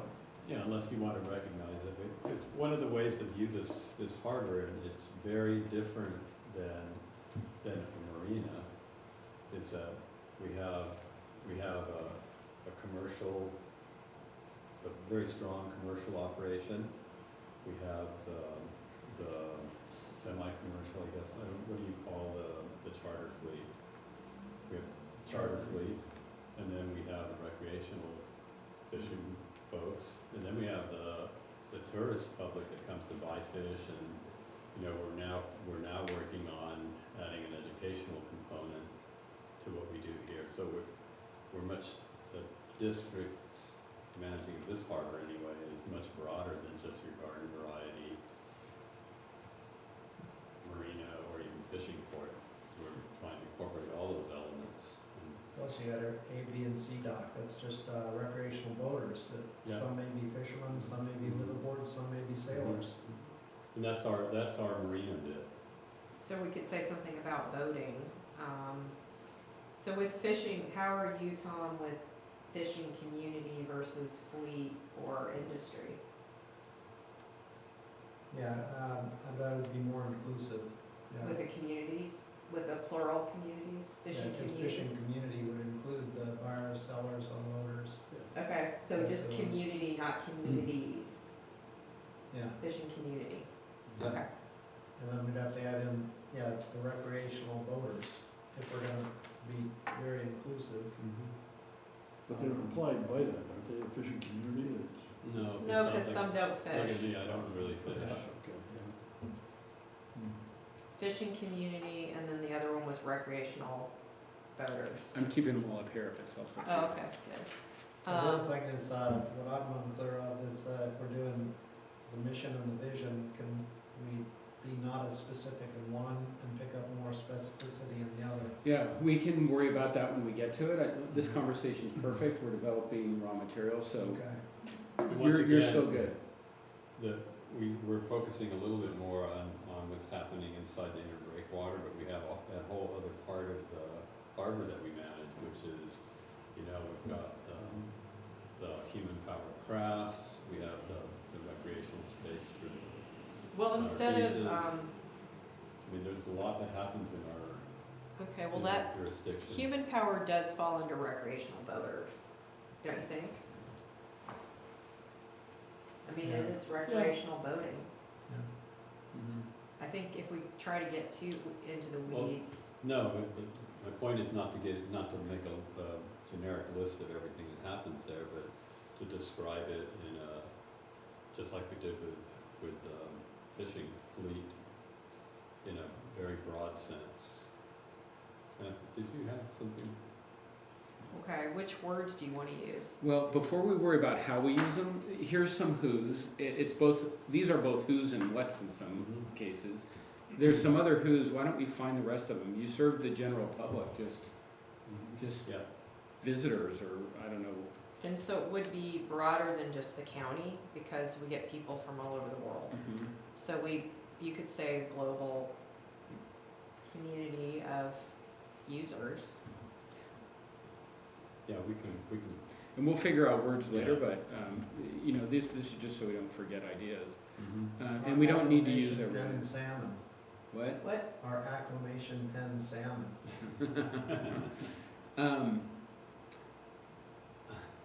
What about what you actually do for them? The marina was one, and you were putting a bunch of stuff under marina. You So provide. now we're at what, not who, or we're Yeah, still we can go, I was just back trying and to forth? fill in, yeah, we can go Okay. back and forth as we go. Well, I think somehow we want to really focus on the fact that we're providing public access to the ocean and Mhm. the bay. So Mhm. usually when you talk about the bay, like you can use words like waterfront, but waterfront doesn't quite work for the ocean. What's another way to describe that? Well, a lot of folks come to our harbor to experience wildlife. And 30-degree temperature drops. That's right. But we have people that come over the hill just specifically to go to Pillar Point Marsh and to look at the migratory birds that come through our marina or through our harbor. People come to see the marine mammals, to fish, not just off the pier, but off the breakwaters, kiteboarders, windsurfers. So to There's a lot of recreation. coastal access and wildlife experience? I don't know. How do we talk about wildlife? That's a little tricky. Well, it's ecotourism. Oh, let's not use that word. I know, but I'm just saying essentially what it is.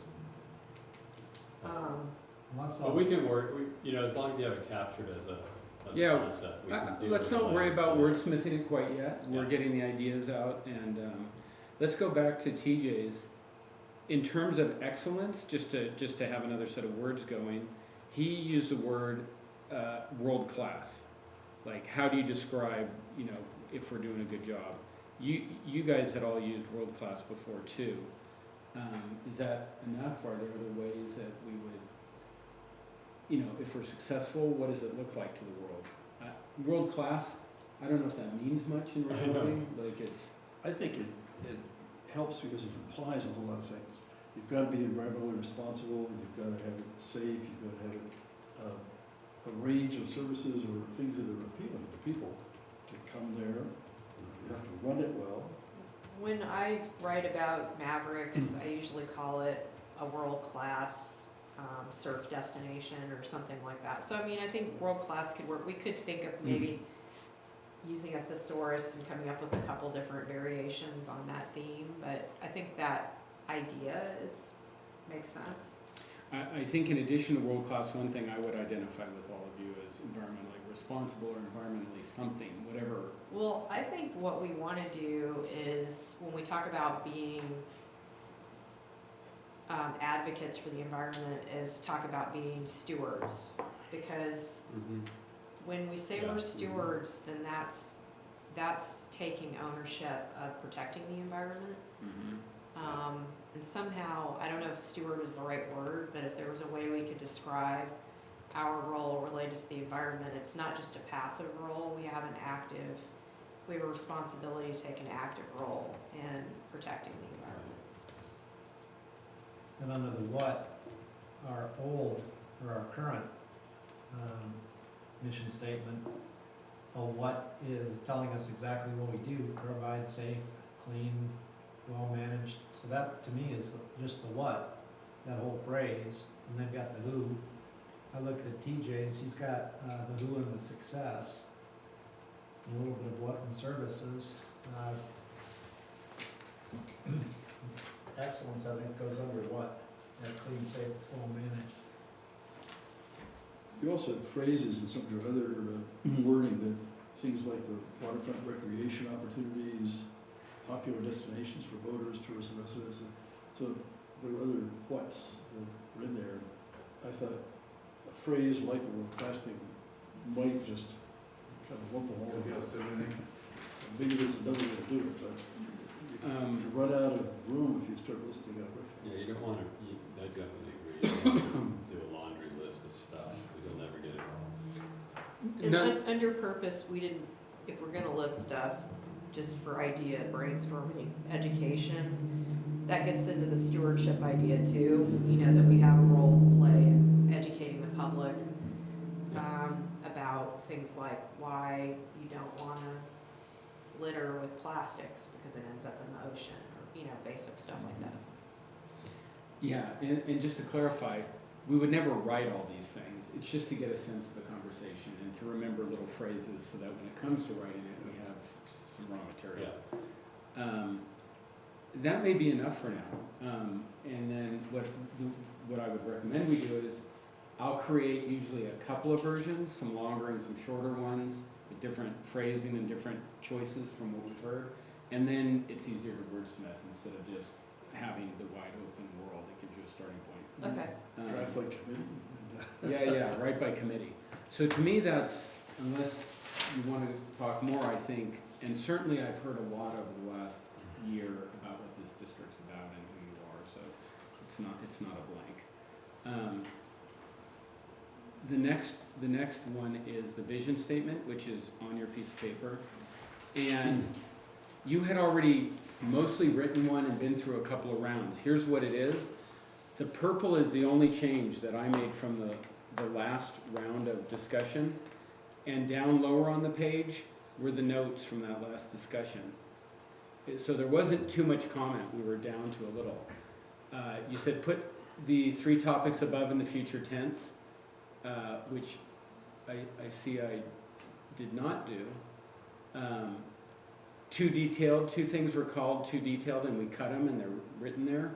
And then there were some additional random comments. Transit access is poor, so there's a comment about accessibility, and renew it ever so often.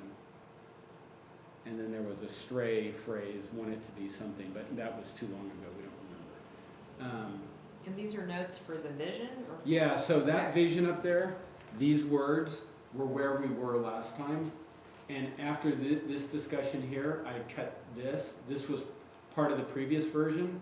That was cut out due to the comments. And this phrase, it is accessible to all San Mateo County residents, that was a part of the discussion last time. So we're at the point where you could consider keeping this or continuing to edit this statement. I think it definitely needs to be edited. Yeah.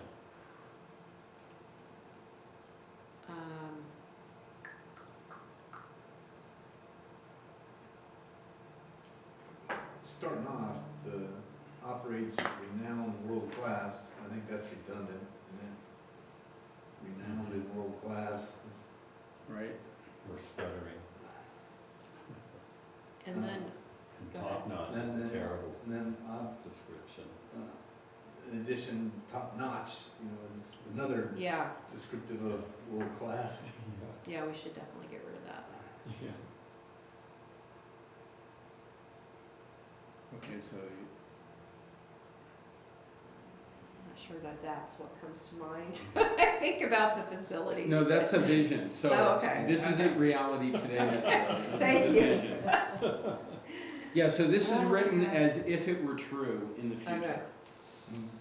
Strong environmental stewardship, I think, And once again, we're, to me anyway, I don't believe we operate simply a marina. Okay, And this is again focused on just that. It's, Mhm. we're much more than that. Yeah, I every time I see that come up too, when I see marinas used a lot, I just think that frankly, the majority of the people that use the facilities of the district aren't boating at all. They're using, not that the marinas aren't the reason they're coming there, but there is more to it. There's the coastal trail, there's access to the ocean, there's, you know, well, if you look at the last paragraph, that covers that. Now, you may not like the order it's written or the way it's written, but we did get that idea in the bottom, read the bottom paragraph.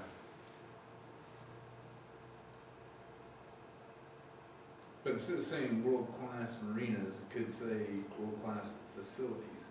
So we do operate at both, what if we Where's the said marine? marine facilities? Or what's another way to say it? marine facilities would be consistent with saltwater facilities.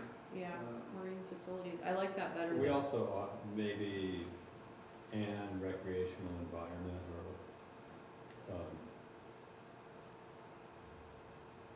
because in a lot of ways we're kind of a gateway to a lot of recreation that happens here. We have the coastal trail, we have Pillar Point Bluffs, Fitzgerald Marine Reserve. maybe we wanna say recreational gateway. Yeah, because people come here for all of those things. Gateway, because we're a gateway to the bay, we're a gateway to the ocean and the coast and the waterfront. The mission Get your, statement, comment, put the 3 topics above in the future tense. What if we just add the word strives? SMCHD strives to, Well, is your vision to just strive? I think your vision is to achieve these things. well, that was my comment. You wanted to put it? I wouldn't put it in the future tense myself. That was a request. Oh, That was okay. a suggestion. Gotcha. I think it should be written as if it were real. All right. Your vision is this, as if it were, Yeah. that's what it is. Could you change marinas to marine facilities?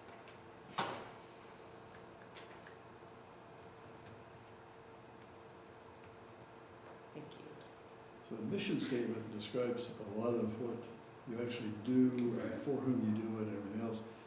It seems to me the vision then could be how well you want to do it. You know, maybe it's as simple as saying, we strive to be the preeminent destination source or whatever for these various things. The mission. The issue with saying something like preeminent is what does that mean? Well, we can maybe get better words, but basically it'd be the most popular source for all these things in the Bay Area. Destination. But, Yeah. but is that, I'm just being a devil's advocate.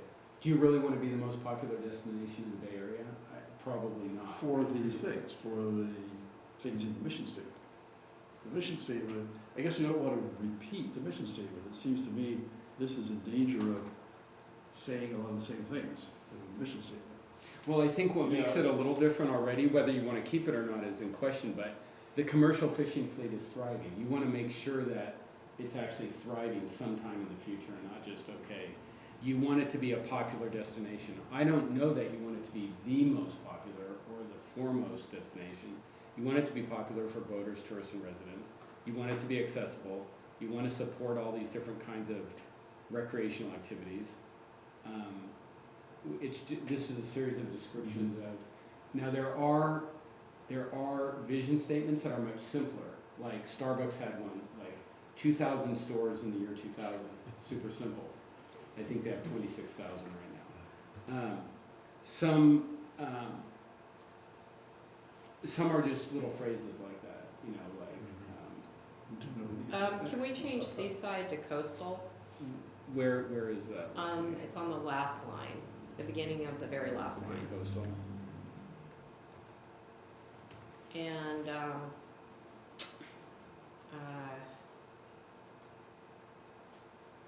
you know, it sounds quaint, but I kind of like things like passive and active rec, or somehow we need to get across the message that we have active recreation, which is like kayaking and surfing, and then we have more passive recreation opportunities as well. I don't know if that's important, but, Like what would be passive? well, you have strolling. Strolling's pretty passive sounding. A lot of bird watchers. Bird watching is more of a passive rec. So maybe we don't wanna use the word passive, Yeah, I but we sort wanna of think we talk don't. about bird watching. Right. I do think we should put surfing in here if it's not yet. It doesn't look like I see it up there, do I? No, I think Yeah. it may be not in there. Yeah, I think we definitely wanna put surfing in, and, bird watching. What do you think, Ed? I'm not clear, are you, this scroll? She's part of this What is list right here. list? This is going into that This last list right here. section where we're kind of describing the activities that one would engage in at Oh, some, okay.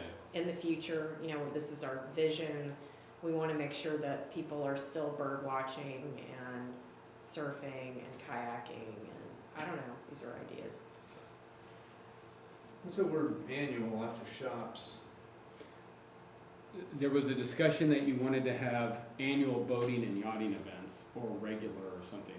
I don't know how many you have or don't have, but that was a discussion. I think that was actually your idea, Tom, to have some, like some other marinas have, I don't know.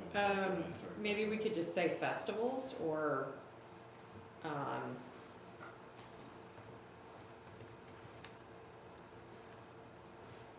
we're not really a yachty kind of place, so maybe we want to take out yachting. That doesn't seem to fit. I mean, maybe at Oyster Point, but there's no festivals happening there.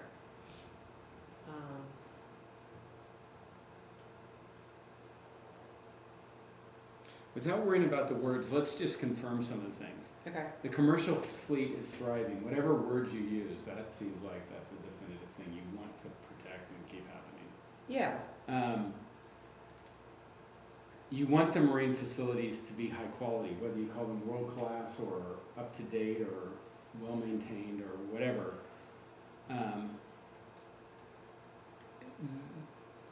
We say recreational environmental facilities and services.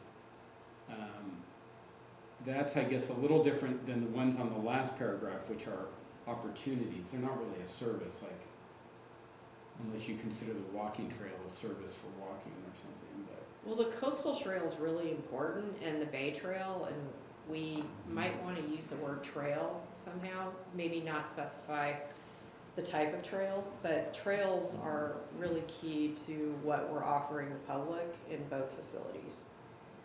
And that gets into transportation issues, because there is a transportation component in some ways. We're trying to provide opportunities for people to get around without having to use cars, you know?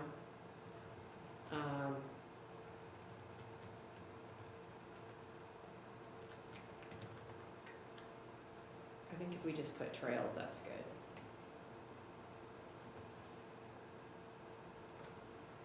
I don't know, retail, I'm not sure. The top one, as it's getting morphed, is about the facilities and maybe the services you offer. And then the fishing fleet, and then the opportunities for this kind, all these different kinds of recreation and activities. again, it can be rewritten better. Yeah.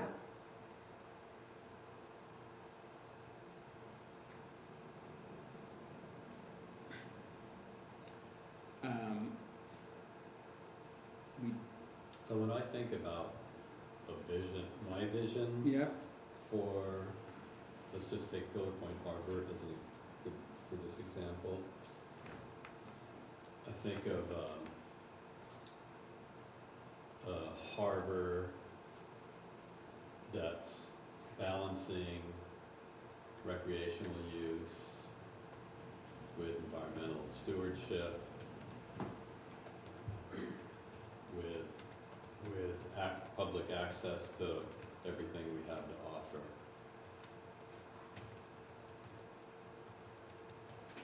that's a nice phrase. I mean, I added commercial, thinking of the fishing fleet. Yeah, something like that, maybe where we just sum it up without a lot of words. Well, a lot of times folks will have the vision statement and then underneath it, some details. Sub, yeah, so there could be a Mhm. short,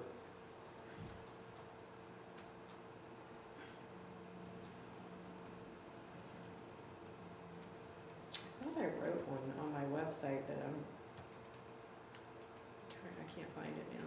well, and if you think of something, you can just email it, Mhm. send it to John, and or send it to me, and I'll share it with John too. Maybe that's enough. I like that last phrase. That kind of ties it together, and then we can look at all the other little pieces and make sure we have a little detail.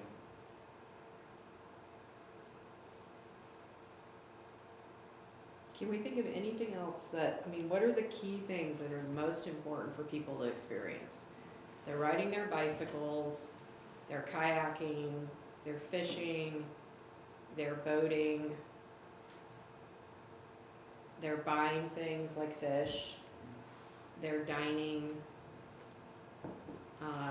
In the future, what would we like to see? Would we like to see more of an integration between the interior retail space and the exterior and the outdoors? Well, Or one thing that is missing, I think you had it somewhere up there, I would see it, but is, and we've talked about this with respect to our outreach, is bringing in underserved communities and education about the marine environment, about the fishing community, teaching the public about why environmental protection is important, why we need to protect our fisheries. so that gets to the public access part, right? Isn't that what that's about? And environmental justice. And maybe we need to talk about environmental justice in the vision, because the Coastal Commission just passed a new environmental justice policy, which got enshrined in state law. And Yeah.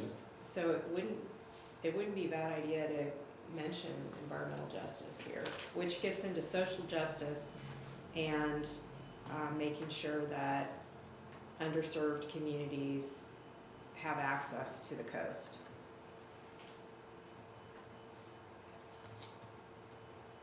And that's already something we're doing with our newly formed outreach. Mm-hmm. It's already happening.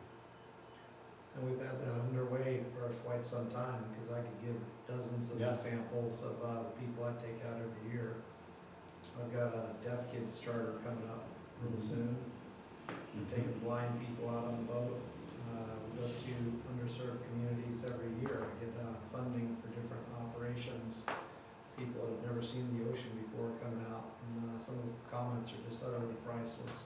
Yeah. People say, wow, this is the biggest pond I've ever seen. I think that is something that a lot of people don't realize is happening, Yeah. Tom. And you might want to chat with Joe about making sure that those kinds of experiences for the public get documented in our social media, so that Because even the Department of Fish and Wildlife has got it on their calendar when we do these things. So the only people that don't know are Joe. so you can call him and give him suggestions. We did forward pictures, of some of tours. Does this get us at least the raw material? And Think so. come back with Yeah. something? Okay, good. Then the value statement. The thing about a value statement, the one thing that I would say about a value statement is that, everybody's for most, every sane person is for most values, like honesty or integrity or, who's against that? The question is, Yeah. what values do you want to, would you stand behind even if there's nothing to gain from those values? Nothing, you're not going to make money or something may bad happen to you, but you're still going to stand by that value.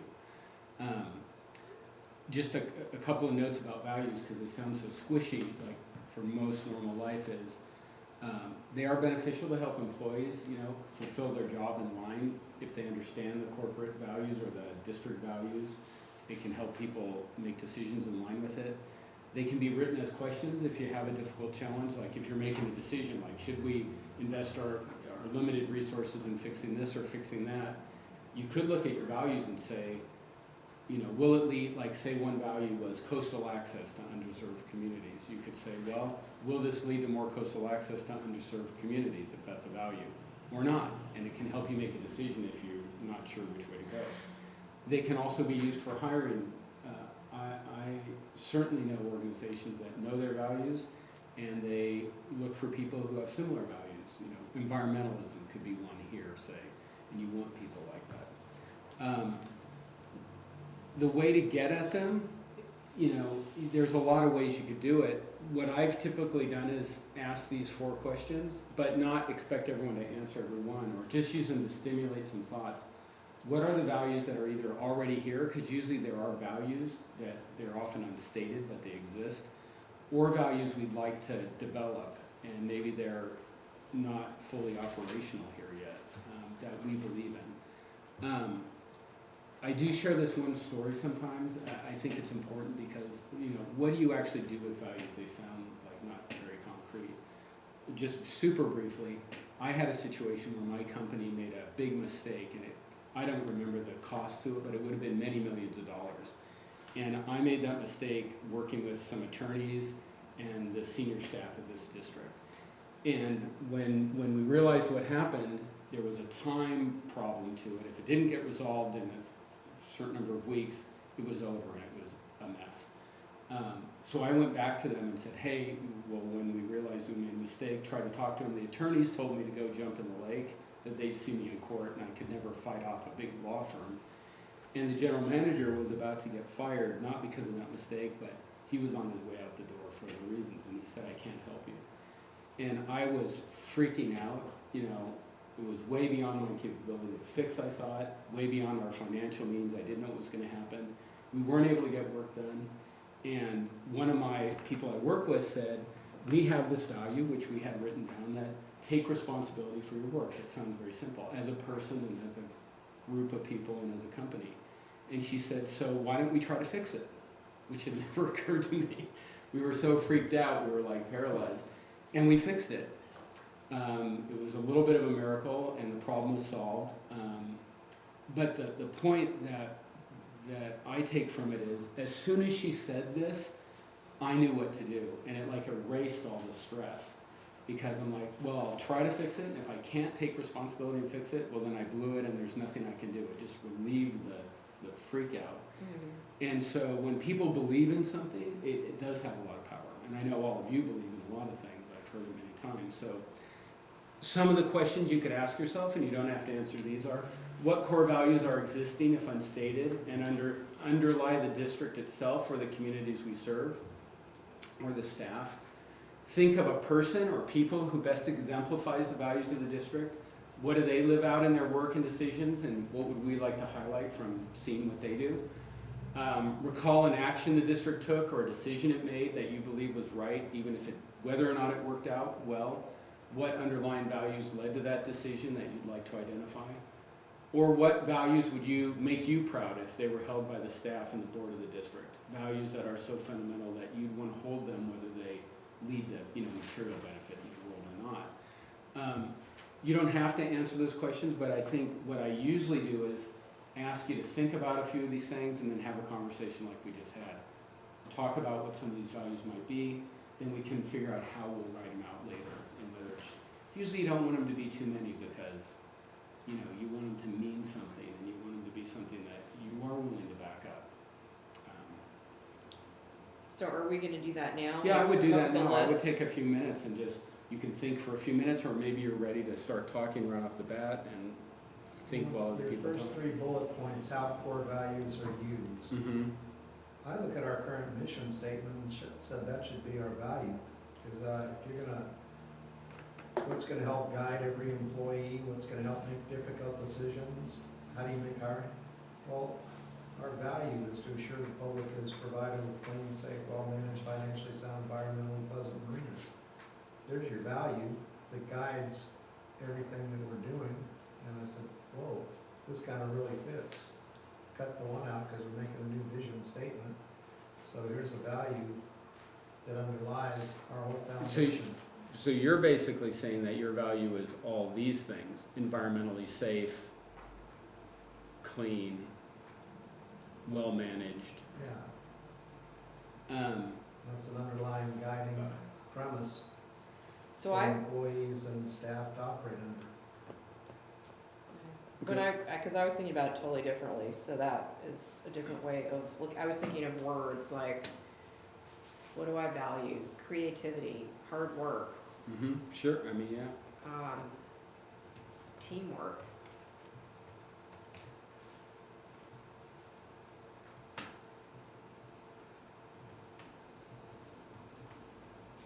Inclusiveness. What does inclusiveness mean? Means that you're including, not excluding people from the Okay. process.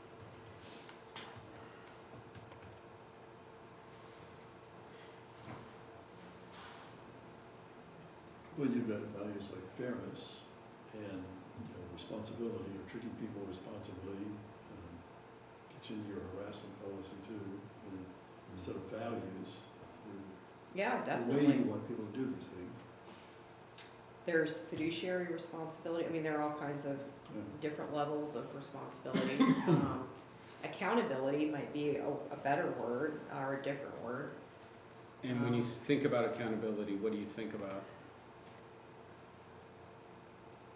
I think about people taking the time to really give deep consideration to the decisions that are being made, and how they're gonna impact things on a long-term basis, not just looking at the short term.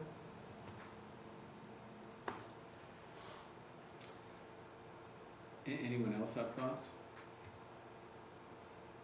I know TJ just mentioned fairness, which I didn't get down.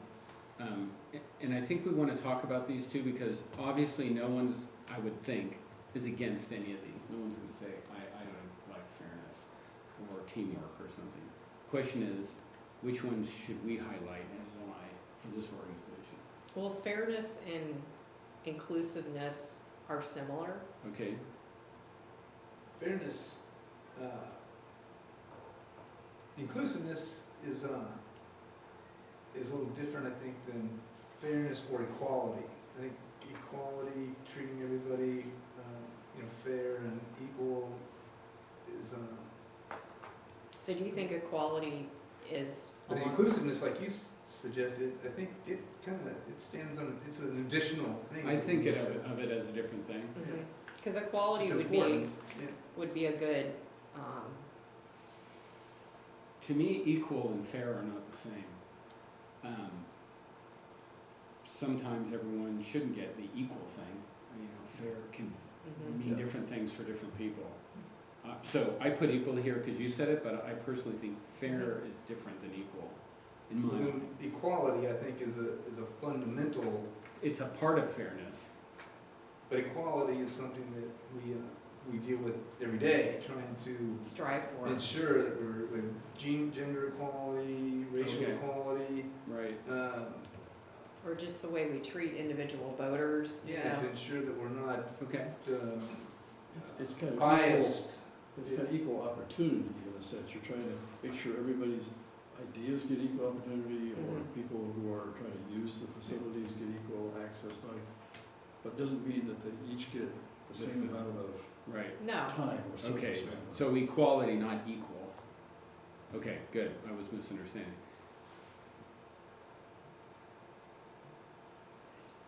Ed, I'm sure you've got some stuff related to the environment. I do, but I was kind of waiting my turn. I did not sound like the one-track mind. So definitely on the environment, I was having a hard time finding a way to express it as a value. Mm-hmm. So, what I'm thinking is, again, environmental stewardship.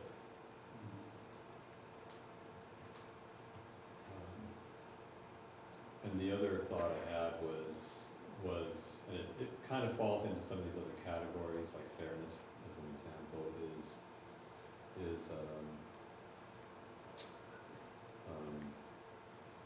again, access for all. Again, to try to find a way to describe that as a value, you know, Is it part of inclusiveness, or is it something else?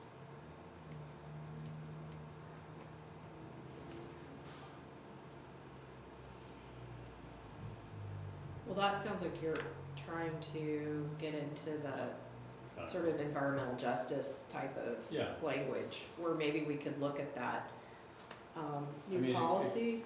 It also lands on equality, so equal access. Would you say your value here is environmentally progressive? That you want to do more than just being responsible, you want to go the extra distance where there's an option or questions, you always want to choose the more progressive or the more protective or. The word progressive is a little bit challenging because Yeah, it it's means got different different things to meanings, people. But something other than just I have to the think about stewardship it is some kind of more. taking care of what it is, but you actually want to go the next distance, you want to go. Yeah. No, I agree with you.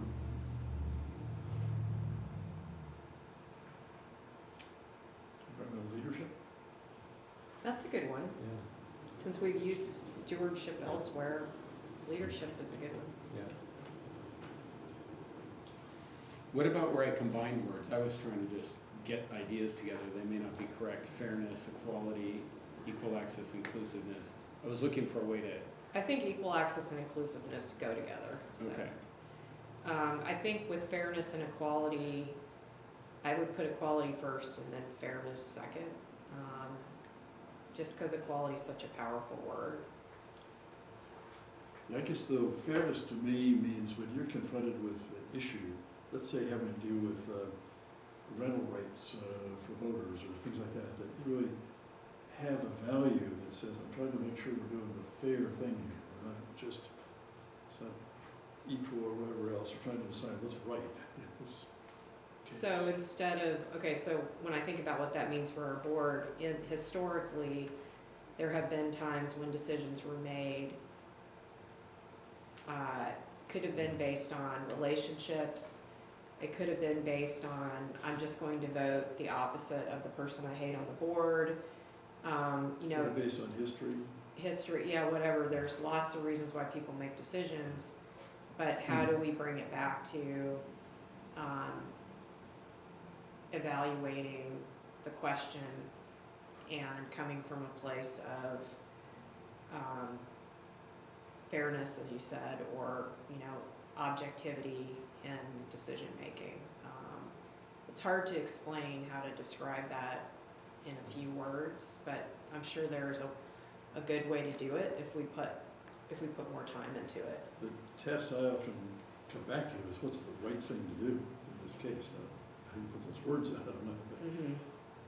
But any number of things, and there are times when we are confronted with a complicated issue and we try to decide, well, okay, what's really right, what's fair here. What might help is, would it be possible, do we have a policy reminder somewhere? Because if we could, I think we've got some really good words in our board policy that's right at the beginning. that talks about some of this stuff. The first three, just because we haven't talked about them, creativity, hard work, and teamwork, those just, you put those out. Obviously, the district would not be against those and wants to do those.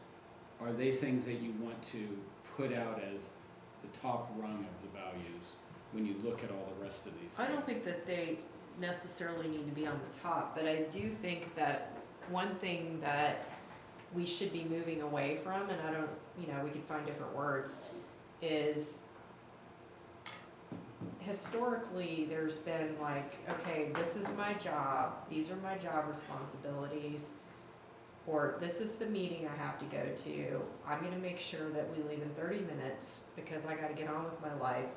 There hasn't been, like, I would like to see a culture shift, and I think we're having that now, where people are using their creativity to come up with good ideas for the district, like you gave an example of in your story, where they, came back to one of your core values, and that spurred on this new way of thinking, so you got stuck, got out of your stuck place of being in like freak out mode or whatever, and were able to get on with it.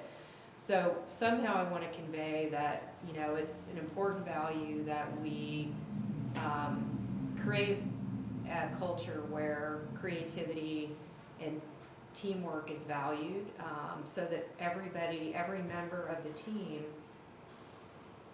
can put forth ideas that are just as potentially relevant as anybody else. You know what I mean? Everybody has a voice, because everybody that works here gets paid to work here, and why not, take advantage of all their good ideas if they've got them. It doesn't matter where they come from, you know what I mean? And have a way to filter those up. So I don't know quite how we want to say that, but that was sort of what I was getting at. And versus like a clock in, clock out kind of Right. way of working. Any comments from staff? I know, values also come out of staff and out of the way things are done. Yeah, I like all those ideas. Creativity is one of those things that if you let the people come up with the idea, that there are many, many good things that can happen out of just listening and working together. Becomes part of teamwork.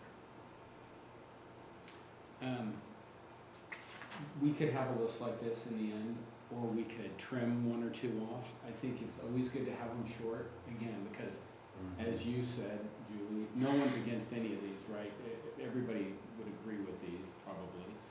But what are the ones that we want to highlight and really stand behind and make a deal about? But I did include doing the right thing from TJ, which he was saying sounded like simplistic phrasing, but we all know what that means, right? That means something, do the right thing. We could keep it, we could get rid of it. We can still edit these too and add some phrasing to it.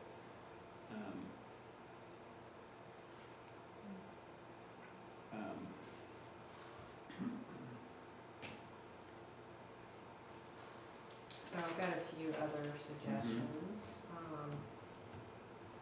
Innovative. That's something like creativity, right? Yeah, kind of in that, you could put those two together, just while we're throwing out ideas. Thinking outside the box, that's in here. That's sort of similar, isn't it? Yeah. My cat used to think outside the box all the time. Who? My cat. Your cat. My cat thinks inside the box and tries to get into the box. I like one of Patagonia's, not bound by convention. That's good, yeah, that's good. Other words we have in this policy here, this is our ethics and values policy. We have words like approachable, open-minded, respectful, integrity, moral courage, dependable, truthful. The danger is, they're all good things, right? Like, Yeah. Like, so for instance, if you go to the Patagonia one, not bound by convention, you could have that one thing, and you know what, like, we all know who Patagonia is, that fits them, right? Yep. So that doesn't mean that they don't believe in integrity or teamwork or 100 other things, but what is the thing that you want to call attention to? Right. And I think I would be okay with us summing it up to something that doesn't include all of this. Right, right. I'm not suggesting yeah. all this needs to get in here, but, Why These don't are we good look at ideas. one or two that are strong? We just talked a lot about this top one, you know, I'm just gonna highlight it. Something here, I'm trying to look for a few that we don't want to let go of. Maybe these ones. I'm not saying to forget all these other ones, but does anyone, I'm just throwing out some ideas. The highlighted yellow ones is being ones you might wanna pull more strongly to if you've got a limit or you don't wanna have just a giant list. Feel free, please change what I did, I was just trying to interpret what I was. yeah, I think those are really key things.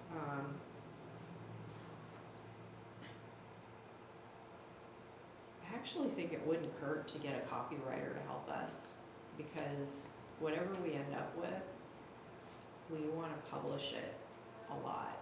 And, I mean, I think we should come up with something, Martin, that Right. you're helping us with, Right. but I think we should get Sure, a copywriter to polish it a little bit absolutely. before we totally finalize it. Cause I'm just looking at like my company's, I don't have a copywriter cause I can't afford it, but, like my little statement on my website, life is too short to settle for mediocrity. We don't follow the rules, we help brainstorm design solutions. We research production methods and materials with your specific project in mind. So that kind of just says everything right In there. one little phrase, sure. Okay, I do happen to have an excellent copywriter, I don't often use her for this kind of work, but she's fantastic, I could give her one edit, it isn't even expensive, she's quick and good. Okay, I'll take these away. If you think we've completed this conversation, I would say we should look to the last part of the agenda, which is on the same sheet at the front, the same thing you've been looking at. The next steps to finalize this process, which I think we're at the point where we can look to complete it. And what I suggest we do, it's under number 4 there at the bottom of the page. It's this one. That one. What I propose to do is I'll take all this commentary that we've gotten today and make the edits, put it all together, and then also mesh it with the existing strategic plan that's now super old, like right a year ago, more than a year ago.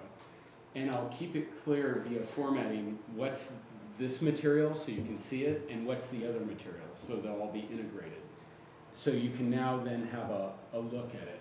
And then we'd have a workshop to review all of it. It would all be put together. You'd have a draft mission, vision, and values. You'd have draft goals and objectives. You wouldn't have any work plan yet. Once that's all approved, then the staff creates an implementation plan for all of it. They fill out the partial implementation plan we have. I was guessing you might want public review. Then we have like a complete document. We could have an opportunity for the public to review it and comment on the final document, but before it's final, we'd integrate whatever comments we have and bring it back to the board where you could either make final comments or accept it, but, you know, so it would come back twice to the board at this point. If you need more, of course, you just. No, I don't think we you want do. more. Yeah, we're done. We're really ready We're to done. wrap it up. Yeah, good, I agree, I'm there. Yeah, we're almost there. So unless you have a different process in mind, that's what I would do. Can we expedite it somehow so that, because Nancy's big concern, and I know she wanted to be here today, but she's really ill, really ill. Is that when there's the downtime, that we all forget what we What's were. there? Yeah, but I know you're juggling your clients. Yeah, for the most part, I mean, it doesn't need to take this long, it's because of outside things that have been happening to the district. I'd like to come back with a realistic schedule, look at my schedule, because it is high season for strategic plans. They're all ending in June, July for fiscal years, and then there's fall fiscal years like October for a lot of clients. Everyone's rushing to get them done. But we can totally do it during the summer, I think. Okay. You know, like, Yeah, I gotta just balance all the miscellaneous things happening. okay. I'll Sooner the better. put a plan together, I'll put it together with staff, and then I'll get it out to you to agree or disagree or Okay. change. But we are very close. I think it's essentially done. It's just getting the details together, and like you said, copyright it so it's well done, and we're done. The actual final plan, I would not have a ton of verbiage attached to it. We wanna keep it simple, so it's a working plan. You know, a little description of what we did and how we did it, just for the record. It will have a nice cover, the goals and objectives, and the work plan, the mission, vision, and values, and that's about it, very stripped down. So that you can look at it, you can understand it, it's just a working tool, like the way you do your budget, you know, just Mhm. straightforward and not pack it with a bunch of history of the district and all those things. Okay. Great. Alright. Well, fantastic. Yeah. I think that gets us through this. 4:00. Anything else? Nope. Thank you for coming. Fantastic. Close Yeah. the meeting. Yes.